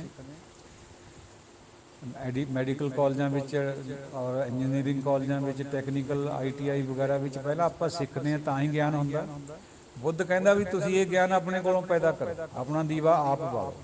ਤੋ ਫਰਕ ਤਾਂ ਬਹੁਤ ਹੈ ਸੋਚ ਵਿੱਚ। ਆਪਾਂ ਕਰ ਵੀ ਕੰਪੈਰੇਟਿਵ ਸਟੱਡੀ ਰਹੇ ਤਾਂ ਕਿ ਸਮਝ ਆ ਜਾਏ ਸੁਣਨ ਦੀ ਕਮ ਸੇ ਕਮ। ਤੋ ਜਦੋਂ ਪ੍ਰਗਿਆ ਪ੍ਰਗਟ ਹੋ ਜਾਂਦੀ ਹੈ, ਪ੍ਰਗਿਆ ਉਹ ਕਹਿੰਦੇ ਆ ਬ੍ਰਹਮ ਗਿਆਨ ਨੂੰ। ਬ੍ਰਹਮ ਨੂੰ ਤਾਂ ਉਹ ਵੈਸੇ ਮੰਨਦੇ ਹੀ ਨਹੀਂ, ਜਿਵੇਂ ਆਪਾਂ ਬ੍ਰਹਮ ਗਿਆਨ ਨੂੰ ਮੰਨਦੇ ਹਾਂ ਉਹਨੂੰ ਪ੍ਰਗਿਆ ਕਹਿੰਦੇ ਆ। ਬੁੱਧੀ ਦੇ ਤਲ ਤੋਂ ਉੱਪਰ ਉੱਠ ਜਾਣਾ, ਜਿਵੇਂ ਬੁੱਧੀ ਸੋਚਦੀ ਹੈ ਉਸ ਤੋਂ ਉੱਪਰ ਜੁਦੀ ਸੋਚ ਬਣਾ ਲੈਣੀ, ਉਹਨੂੰ ਪ੍ਰਗਿਆ ਕਹਿੰਦੇ ਆ। ਰਿਤੰਬਰਾ ਕਹਿੰਦੇ ਆ ਜਿਹੜੇ ਹਿੰਦੂ ਮੱਤ ਵਾਲੇ। ਉਹ ਜਿਹੜਾ ਆਤਮ ਗਿਆਨ ਹੈ ਪ੍ਰਗਿਆ, ਬੁੱਧੀ ਦੇ ਤਲ ਤੋਂ ਉੱਪਰ, ਉਹਦੇ ਵਿੱਚ ਅਵਿਦਿਆ ਹਟ ਜਾਂਦੀ ਹੈ। ਰੂਪ ਮਾਨ ਦਿੱਤਿਆ ਸਭ ਖਤਮ ਹੋ ਜਾਂਦੇ ਔਰ ਬੰਦੇ ਦੀ ਉੱਥੀ ਸਮਾਪਤੀ ਹੋ ਜਾਂਦੀ ਹੈ। ਦੁੱਖ ਸਾਰੇ ਖਤਮ ਹੋ ਜਾਂਦੇ, ਮੁੜ ਕੇ ਸਰੀਰ ਹੀ ਨਹੀਂ ਹੁੰਦਾ ਪੈਦਾ, ਫਿਰ ਆਪੇ ਦੁੱਖ ਖਤਮ ਹੋ ਗਏ। ਤੋ ਇਹ ਤਾਂ ਅਸੀਂ ਸਾਧ ਸੰਗਤ ਜੀ ਬੁੱਧ ਧਰਮ ਦਾ ਮੋਟਾ ਜਿਹਾ ਵਿਚਾਰ ਸ਼ੂਨਿਆ ਦੇ ਸੰਬੰਧੀ, ਉਹਦੇ ਇਰਦ ਗਿਰਦ ਘੁੰਮਣ ਵਾਲਾ। ਸ਼ੂਨਿਆ ਜਿਹੜਾ ਹੈ ਇਹ ਤੋਂ ਪੰਜਾਬੀ ਦਾ ਸ਼ਬਦ ਸੁੰਨ ਬਣਿਆ, ਗੁਰੂ ਪਾਤਸ਼ਾਹ ਨੇ ਸੁੰਨ ਬਣਾਇਆ ਇਹਨੂੰ। ਉਦੋਂ ਬਹੁਤ ਬੋਲਬਾਲਾ ਸੀ ਹਿੰਦੁਸਤਾਨ ਦੇ ਵਿੱਚ, ਸੁੰਨੇ ਸੁੰਨ ਸਭ ਕੋਈ ਕਹਿ ਰਿਹਾ ਸੀ। ਪਰ ਉਹਨਾਂ ਦਾ ਸੁੰਨ ਹੋਰ ਹੈ, ਸਾਡਾ ਗੁਰਬਾਣੀਕਾਰਾਂ ਦਾ ਸੁੰਨ ਹੋਰ ਹੈ। ਗੁਰਬਾਣੀਕਾਰਾਂ ਨੇ ਸੁੰਨ ਪਰਮਾਤਮਾ ਨੂੰ ਕਿਹਾ ਹੈ। ਪਰਮਾਤਮਾ ਦੀ ਜਿਹੜੀ ਅਵਸਥਾ ਇੱਕ ਤਾਂ ਨਿਰਗੁਣ ਹੈ, ਇੱਕ ਸਰਗੁਣ ਹੈ। ਇੱਕ ਨਿਰਗੁਣ ਦੇ ਵਿੱਚ ਵੀ 2-3 ਸਟੇਜਾਂ ਹੈ, ਏਕ ਓਂਕਾਰ, ਫਿਰ ਇੱਕ ਓਂਕਾਰ। ਅਤੇ ਜਿਹੜਾ ਬ੍ਰਹਮ ਹੈ ਬਿਲਕੁਲ ਨਿਰਗੁਣ ਸਰੂਪ, ਜਿਹਦੇ 'ਚ ਕੋਈ ਗੁਣ ਨਹੀਂ ਹੈ, ਰਜੋ ਤਮੋ ਸਤੋ ਬਿਲਕੁਲ ਨਹੀਂ ਹੁੰਦੇ। ਉਸ ਤੋਂ ਅਗਲੀ ਸਟੇਜ ਏਕ ਓੰਕਾਰ। ਉਹ ਜਿਹੜਾ ਏਕ ਓੰਕਾਰ ਹੈ ਉਸ ਤੋਂ ਅਗਲੀ ਹੈ ਫਿਰ ਇੱਕ ਓੰਕਾਰ। ਇਹ ਜਿਹੜੀਆਂ ਬ੍ਰਹਮ ਦੀਆਂ ਲੇਟਰ ਸਟੇਜਿਸ ਹੈ ਇਹਨਾਂ ਨੂੰ ਸੁਣ ਕਿਹਾ ਜਾਂਦਾ ਗੁਰਬਾਣੀ 'ਚ। ਸੁਣ ਤੋਂ ਭਾਵ ਅਫੁਰ ਅਵਸਥਾ ਵੀ ਵਿਦਵਾਨਾਂ ਨੇ ਲਿਆ ਹੋਇਆ ਵੀ ਮਨ ਵਿੱਚ ਕੋਈ ਖਿਆਲ ਨਹੀਂ ਫਿਰ ਪੈਦਾ ਹੁੰਦੇ, ਜਿਹੜੇ ਦੁਨਿਆਵੀ ਹੈ ਮਾਇਆਵੀ ਖਿਆਲ ਹੁੰਦੇ ਉਹ ਨਿਕਲ ਜਾਂਦੇ। ਲੇਕਿਨ ਇਸ ਤੋਂ ਵੀ ਅੱਗੇ ਗੁਰਬਾਣੀ ਸਮਝਣ ਤੋਂ ਇਹ ਪਤਾ ਲੱਗਦਾ ਹੈ ਵੀ ਸੁਣ ਦਾ ਮਤਲਬ ਹੀ ਪਰਮਾਤਮਾ ਲਿਆ ਹੈ। ਸੁਨੋ ਉਪਜੇ 10 ਅਵਤਾਰਾ, ਪੌਣ ਪਾਣੀ ਸੁਣਨੇ ਤੇ ਸਾਜੇ। ਗੁਰਬਾਣੀ ਦਾ ਇਹ ਮੱਤ ਹੈ ਵੀ ਸਭ ਕੁਝ ਪਰਮਾਤਮਾ ਤੋਂ ਆ ਰਿਹਾ ਔਰ ਉਹਦੇ ਵਿੱਚ ਹੀ ਮਿਲ ਜਾਣਾ। ਤਾਂ ਸੁਣ ਕੋਈ ਜੁਦੀ ਚੀਜ਼ ਨਹੀਂ ਹੈ ਜਿਵੇਂ ਬੁੱਧ ਦਾ ਖਿਆਲ ਹੈ। ਗੁਰਬਾਣੀਕਾਰਾਂ ਦਾ ਇਹ ਖਿਆਲ ਹੈ ਵੀ ਸੁਣ ਜਿਹੜਾ ਹੈ ਉਹ ਪਰਮਾਤਮਾ ਖਾਤਰ ਵਰਤਿਆ ਉਹਨਾਂ ਨੇ। ਜਿਵੇਂ ਨਿਰਵਾਣ ਹੈ, ਜਿਵੇਂ ਬੁੱਧ ਧਰਮ ਕਹਿੰਦਾ ਵੀ ਨਿਰਵਾਣ ਹੋ ਜਾਣਾ, ਦੁੱਖਾਂ ਦਾ ਖਾਤਮਾ ਹੋ ਗਿਆ, ਉਹਨੂੰ ਉਹ ਨਿਰਵਾਣ ਕਹਿੰਦਾ ਹੈ। ਲੇਕਿਨ ਗੁਰਮਤਿ ਦਾ ਐਸਾ ਖਿਆਲ ਨਹੀਂ ਹੈ। ਗੁਰਮਤਿ ਵਿੱਚ ਇਹਨੂੰ ਇਸ ਤਰ੍ਹਾਂ ਸਮਝ ਲਓ ਵੀ ਜਿਵੇਂ ਟੀਕਾ ਲਗਾ ਕੇ ਕਿਸੇ ਦਾ ਦਰਦ ਦਬਾਤਾ, ਦਰਦ ਘੰਟਾ 2 ਘੰਟੇ ਹਟ ਗਿਆ, ਨੀਂਦ ਆ ਗਈ, ਲੇਕਿਨ ਦੁੱਖ ਤਾਂ ਅੰਦਰ ਉਸ ਤਰ੍ਹਾਂ ਹੀ ਬੈਠਾ, ਦੁੱਖ ਤਾਂ ਜੇ ਗਿਆ ਨਹੀਂ। ਤੋ ਦੁੱਖਾਂ ਦਾ ਹਟਾਉਣਾ ਕੋਈ ਵੱਡੀ ਗੱਲ ਨਹੀਂ ਹੈ। ਦੁੱਖਾਂ ਦੇ ਹਟਾਉਣ ਤੋਂ ਬਾਅਦ ਸਾਡੀ ਆਤਮਾ ਦਾ ਪਰਮਾਤਮਾ ਨਾਲ ਮਿਲ ਜਾਣਾ, 84 ਕੱਟ ਜਾਣੀ, ਜਨਮ ਮਰਨ ਮਿਟ ਜਾਣਾ, ਉਹ ਹੈ ਗੁਰਬਾਣੀ ਦਾ ਜਿਹੜਾ ਆਸ਼ਾ। ਸੁਣਿਆ ਤੋਂ ਵੀ ਅਗਲੀ ਅਵਸਥਾ ਪਰਮਾਤਮਾ ਦੇ ਨਾਲ ਮਿਲਾਪ ਦੀ ਅਵਸਥਾ, ਜਿਹਨੂੰ ਉਹ ਨਿਗੇਟ ਕਰ ਰਿਹਾ ਬੁੱਧ ਧਰਮ ਵਾਲਾ। ਸਾਰੀ ਨਾਗਾਰਜੁਨ ਵੀ ਉਹਨੂੰ ਨਿਗੇਟ ਕਰ ਰਿਹਾ। ਕੁਛ ਗੱਲਾਂ ਠੀਕ ਹੈ, ਜਿਵੇਂ ਇਛਾਵਾਂ ਕਰਕੇ ਦੁੱਖ ਪੈਦਾ ਹੁੰਦੇ ਆ, ਇਹ ਤਾਂ ਗੱਲ ਗੁਰਬਾਣੀ 'ਚ ਵੀ ਆਉਂਦੀ ਹੈ ਵੀ ਜਿੰਨਾ ਵੱਧ ਕੋਈ ਜ਼ਿਆਦਾ ਇੱਛਾਵਾਂ ਧਾਰਨ ਕਰੂਗਾ, ਤਮੰਨਾਵਾਂ ਰੱਖੂਗਾ, ਤ੍ਰਿਸ਼ਨਾ ਕਰੂਗਾ, ਉਹਨੂੰ ਦੁੱਖ ਪੈਦਾ ਹੋਣੇ ਉਨੇ ਵੱਧ ਉਸੇ ਰੇਸ਼ੋ ਵਿੱਚ। ਜਿੰਨਾ ਸਹਿਜ ਵਿੱਚ ਰਹੂਗਾ, ਸੰਤੋਖ 'ਚ ਰਹੂਗਾ, ਉਨੇ ਘੱਟ ਦੁੱਖ ਪੈਦਾ ਹੋਣਗੇ। ਇੱਕ ਸੰਤੋਖੀ ਬੰਦੇ ਨੂੰ 2 ਰੋਟੀਆਂ ਮਿਲ ਗਈਆਂ ਬਹੁਤ ਹੈ। ਜਿਹੜਾ ਸੰਤੋਖ ਵਿੱਚ ਨਹੀਂ ਹੈ ਉਹ ਚਾਹੂਗਾ ਮੈਨੂੰ ਬਾਲੋ ਸ਼ਾਹੀਆਂ ਖਾਣ ਨੂੰ ਦਿਓ, ਮੈਨੂੰ ਤਰ੍ਹਾਂ ਤਰ੍ਹਾਂ ਦੇ ਪੀਜ਼ੇ ਲਿਆਓ, ਮੀਟ ਸ਼ੀਟ ਲਿਆਓ, ਗੰਦਗੀ ਹੋਰ ਸ਼ਰਾਬ ਵੀ ਲਿਆਓ। ਉਹ ਫਿਰ ਉਹ ਸਹਿਜ ਵਿੱਚ ਨਹੀਂ ਹੁੰਦਾ ਹੈ। ਉਹ ਮਹੱਤਵਕਾਂਖਸ਼ਾ ਉਹਦੀਆਂ ਵੱਧਦੀਆਂ ਜਾਂਦੀਆਂ, ਦੁੱਖ ਜ਼ਿਆਦਾ ਪੈਦਾ ਹੋ ਜਾਂਦਾ। ਇਹ ਕੁਛ ਗੱਲਾਂ ਤਾਂ ਠੀਕ ਹੈ ਮਿਲਦੀਆਂ, ਲੇਕਿਨ ਜਿਹੜਾ ਅਲਟੀਮੇਟ ਆਬਜੈਕਟ ਹੈ ਸਾਡਾ ਪਰਮਾਤਮਾ ਵਾਲਾ, ਉਹ ਬੁੱਧ ਦਾ ਨਹੀਂ ਹੈ। ਬੁੱਧ ਰੱਬ ਨੂੰ ਐਬਸੋਲਿਊਟ ਨਹੀਂ ਮੰਨਦਾ, ਨਾ ਹੀ ਪਰਮ ਸੱਤ ਮੰਨਦਾ ਹੈ। ਉਹ ਸ਼ੂਨਿਆ ਨੂੰ ਪਰਮ ਸੱਤ ਮੰਨਦਾ। ਲੇਕਿਨ ਗੁਰਬਾਣੀਕਾਰਾਂ ਨੇ ਪਰਮਾਤਮਾ ਨੂੰ ਪਰਮ ਸੱਤ ਔਰ ਐਬਸੋਲਿਊਟ ਮੰਨਿਆ। ਬਾਕੀ ਸਾਰੀ ਸ੍ਰਿਸ਼ਟੀ ਖਾਮ ਹੈ, ਮਾਇਆ ਹੈ, ਅਵਿਦਿਆ। ਕੇਵਲ ਐਬਸੋਲਿਊਟ ਇੱਕੋ ਹੀ ਹੈ, ਦੂਜਾ ਕੋਈ ਨਹੀਂ। ਤੋ ਦੋ ਸਾਧ ਸੰਗਤ ਦੀ ਇਜਾਜ਼ਤ, ਕੋਈ ਅਪਸ਼ਬਦ ਦੀ ਖਿਮਾ। ਬੁੱਧੀ ਤੁੱਛ ਹੈ, ਆਪ ਜੀ ਸੰਗਤ ਬਹੁਤ ਗ੍ਰੇਟ ਹੁੰਦੀ ਹੈ। ਸੰਗਤ ਦੇ ਤਾਂ ਆਸ਼ਾ 'ਚ ਜਾਣਾ ਚਾਹੀਦਾ। ਸੰਗਤ ਤੋਂ ਬਿਨਾਂ ਕੋਈ ਪ੍ਰਾਪਤੀ ਹੁੰਦੀ ਉਹ ਨਹੀਂ। ਹਾਲਾਂਕਿ ਬੁੱਧ ਨੇ ਵੀ ਇਹ ਗੱਲ ਕਹੀ ਹੈ ਬਈ ਸੰਗਤ ਗਸ਼ਾਮ, ਉਹ ਪਾਲੀ ਦਾ ਸ਼ਬਦ ਹੈ ਵੀ ਸੰਗਤ ਕਰਨੀ ਹੈ। ਪਰ ਜਿਸ ਹਿਸਾਬ ਨਾਲ ਗੁਰਬਾਣੀਕਾਰਾਂ ਨੇ ਜ਼ੋਰ ਦਿੱਤਾ, ਉਹਨੇ ਇਸ ਤਰ੍ਹਾਂ ਜ਼ੋਰ ਨਹੀਂ ਦਿੱਤਾ। ਸੰਗ ਸ਼ਰਨ ਗਸ਼ਾਮ ਇਸ ਤਰ੍ਹਾਂ ਸ਼ਬਦ ਆਉਂਦਾ ਉਹਦਾ। ਥੋੜ੍ਹਾ ਜਿਹਾ ਗੱਲ ਕਹੀ ਹੈ ਉਹਨੇ, ਪਰ ਜ਼ੋਰ ਨਹੀਂ ਦਿੱਤਾ। ਗੁਰਬਾਣੀ ਵਿੱਚ ਤਾਂ ਜ਼ੋਰ ਹੀ ਸੰਗਤ ਵਿੱਚ। ਭਾਈ ਗੁਰਦਾਸ ਜੀ ਨੇ 2 ਨੁਕਤੇ ਕਹੇ ਜਿਹੜੇ ਸਿੱਖ ਵਾਸਤੇ ਬਹੁਤ ਜ਼ਰੂਰੀ ਨੇ ਕਿਸੇ ਵੀ ਖਾਤਰ। ਸਤਿਗੁਰ ਪੁਰਖ ਨਾ ਸੇਵਿਆ, ਸਾਧ ਸੰਗਤ ਸਹਿਲੰਗ ਨਾ ਸਾਰੇ, ਹਉਮੈ ਅੰਦਰ ਕਾਰ ਵਿਕਾਰ। ਸਾਧ ਸੰਗਤ ਜੀ ਉਹ ਵਿਚਾਰ ਕੇ ਦੇਖੋ, ਇਹ ਉੱਪਰ ਅਵਤਾਰਾਂ ਦਾ ਜ਼ਿਕਰ ਹੈ ਇਸੇ ਪੌੜੀ ਦੇ ਵਿੱਚ, ਹੇਠਾਂ ਭਾਈ ਗੁਰਦਾਸ ਜੀ ਨੇ ਇਹ ਸ਼ਬਦ ਲਿਖਿਆ ਵੀ ਜਿਹਨੂੰ ਸੰਗਤ ਹੀ ਨਹੀਂ ਮਿਲੀ, ਸਤਿਗੁਰੂ ਪੁਰਖ ਦਾ ਮਿਲਾਪ ਹੀ ਨਹੀਂ ਹੋਇਆ। ਸਤਿਗੁਰ ਪੁਰਖ ਨਾ ਸੇਵ ਭੇਟਿਆ, ਸਾਧ ਸੰਗਤ ਸਹਿਲੰਗ ਨਾ ਸਾਰੇ, ਹਉਮੈ ਅੰਦਰ ਕਾਰ ਵਿਕਾਰੇ। ਉਹ ਸਾਰਾ ਕੁਝ ਹਉਮੈ 'ਚ ਹੈ ਉਹਨਾਂ ਦੇ। ਇਹ 2 ਚੀਜ਼ਾਂ ਬਹੁਤ ਮਸਟ ਹੈ। ਕਿਸੇ ਗੁਰਮੁਖ ਦਾ ਮਿਲਾਪ, ਪੂਰੇ ਸਾਧੂ ਦਾ ਮਿਲਾਪ, ਪਲੱਸ ਸੰਗਤ। ਦੋਨਾਂ ਤੋਂ ਬਿਨਾਂ ਸਿੱਖ ਦਾ ਕਲਿਆਣ ਨਹੀਂ ਹੋ ਸਕਦਾ। ਨਾ ਹੀ 84 ਮਿਟ ਸਕਦੀ ਹੈ, ਨਾ ਹੀ ਉਹਨੂੰ ਨਿਰਵਾਣ ਹੋ ਸਕਦਾ। ਹੁਣ ਨਿਰਵਾਣ ਸ਼ਬਦ ਗੁਰਬਾਣੀਕਾਰਾਂ ਨੇ ਲੈ ਲਿਆ ਬੁੱਧ ਧਰਮ ਤੋਂ, ਲੇਕਿਨ ਨਿਰਵਾਣ ਨੂੰ ਆਪਣੇ ਅਰਥ ਦੇ ਦਿੱਤੇ। ਬੁੱਧ ਦਾ ਨਿਰਵਾਣ ਹੈ ਸ਼ੂਨਿਆ ਤੱਕ ਦਾ ਪਰਮ ਸੱਤ, ਉਹ ਨਿਰਵਾਣ ਨੂੰ, ਉਹ ਸ਼ੂਨਿਆ ਨੂੰ ਪਰਮ ਸੱਤ ਕਹਿੰਦਾ। ਗੁਰਬਾਣੀਕਾਰਾਂ ਨੇ ਜਿਹੜਾ ਨਿਰਵਾਣ ਹੈ ਉਹ ਪਰਮਾਤਮਾ ਦੇ ਮਿਲਾਪ ਖਾਤਰ ਵਰਤ ਲਿਆ। ਪਰਮਾਤਮਾ ਦੇ ਮਿਲਾਪ ਨੂੰ ਨਿਰਵਾਣ ਕਿਹਾ ਜਾਂਦਾ ਗੁਰਬਾਣੀ 'ਚ। ਸ਼ਬਦ ਉਹੀ ਹੁੰਦਾ, ਲੇਕਿਨ ਉਹਦੇ ਪਿੱਛੇ ਜਿਹੜੀ ਭਾਵਨਾ ਹੁੰਦੀ ਹੈ ਉਹ ਬਦਲ ਜਾਂਦੀ ਹੈ। ਤੋ ਗੁਰਬਾਣੀਕਾਰਾਂ ਨੇ ਪੁਰਾਣੇ ਇਤਿਹਾਸ ਮਿਥਿਹਾਸ 'ਚੋਂ ਜਿੰਨਾ ਵੀ ਦਰਸ਼ਨ ਹੈ ਉਹ ਸਾਰੇ ਨੂੰ ਸੋਧ ਕੇ ਆਪਣੇ ਐਂਗਲ ਤੋਂ ਪੇਸ਼ ਕਰਿਆ। ਬਿਲਕੁਲ ਇਸੇ ਐਂਗਲ ਤੋਂ ਹਰ ਇੱਕ ਚੀਜ਼ ਗੁਰਬਾਣੀ ਦੇ ਵਿੱਚ ਆਈ ਹੋਈ ਹੈ। ਹਾਲਾਂਕਿ ਸਾਡੀ ਜਿਹੜੀ ਮੋਟੀ ਬੁੱਧੀ ਆ ਉਹਨੂੰ ਲੱਗਦਾ ਹੈ ਵੀ ਇਹਦੇ ਵਿੱਚ ਤਾਂ ਜੀ ਦੇਵੀ ਦੇਵਤਿਆਂ ਦਾ ਬਹੁਤ ਜ਼ਿਕਰ ਹੈ, ਅਵਤਾਰਾਂ ਦਾ ਜ਼ਿਕਰ ਹੈ, ਉਹਨਾਂ ਨੂੰ ਮਾਨਤਾ ਹੈ ਤਾਂ ਹੀ ਜ਼ਿਕਰ ਹੈ, ਇਸ ਤਰ੍ਹਾਂ ਦੀ ਗੱਲ ਨਹੀਂ ਹੈ। ਗੁਰਬਾਣੀਕਾਰਾਂ ਨੇ ਮਾਨਤਾ ਐਜ਼ ਸੱਚ ਨਹੀਂ ਦਿੱਤੀ ਜਿਵੇਂ ਆਪਾਂ ਦਿੰਦੇ ਆ, ਸਮਝਦੇ ਹਾਂ। ਉਹਨਾਂ ਦਾ ਐਂਗਲ ਹੋਰ ਹੈ, ਉਹਨਾਂ ਨੇ ਉਹ ਪੁਰਾਣਾ ਵਿਸ਼ਵਾਸ ਵਿੱਚ ਰੱਖ ਕੇ ਆਪਣਾ ਐਂਗਲ ਦੇ ਦਿੱਤਾ ਵੀ ਆਹ ਮਤਲਬ ਹੈ। ਤੇ ਚਲੋ ਇਹ ਵਿਚਾਰਾਂ ਤਾਂ ਹੁੰਦੀਆਂ ਰਹਿੰਦੀਆਂ ਆਪਣੀ ਸੰਗਤ ਵਿੱਚ ਤਾਂ ਅਕਸਰ। ਕੋਈ ਅਪਸ਼ਬਦ ਦੀ ਖਿਮਾ ਦਿਓ ਅਸੀਸਾਂ। ਵਾਹਿਗੁਰੂ ਜੀ ਕਾ ਖਾਲਸਾ, ਵਾਹਿਗੁਰੂ ਜੀ ਕੀ ਫਤਿਹ।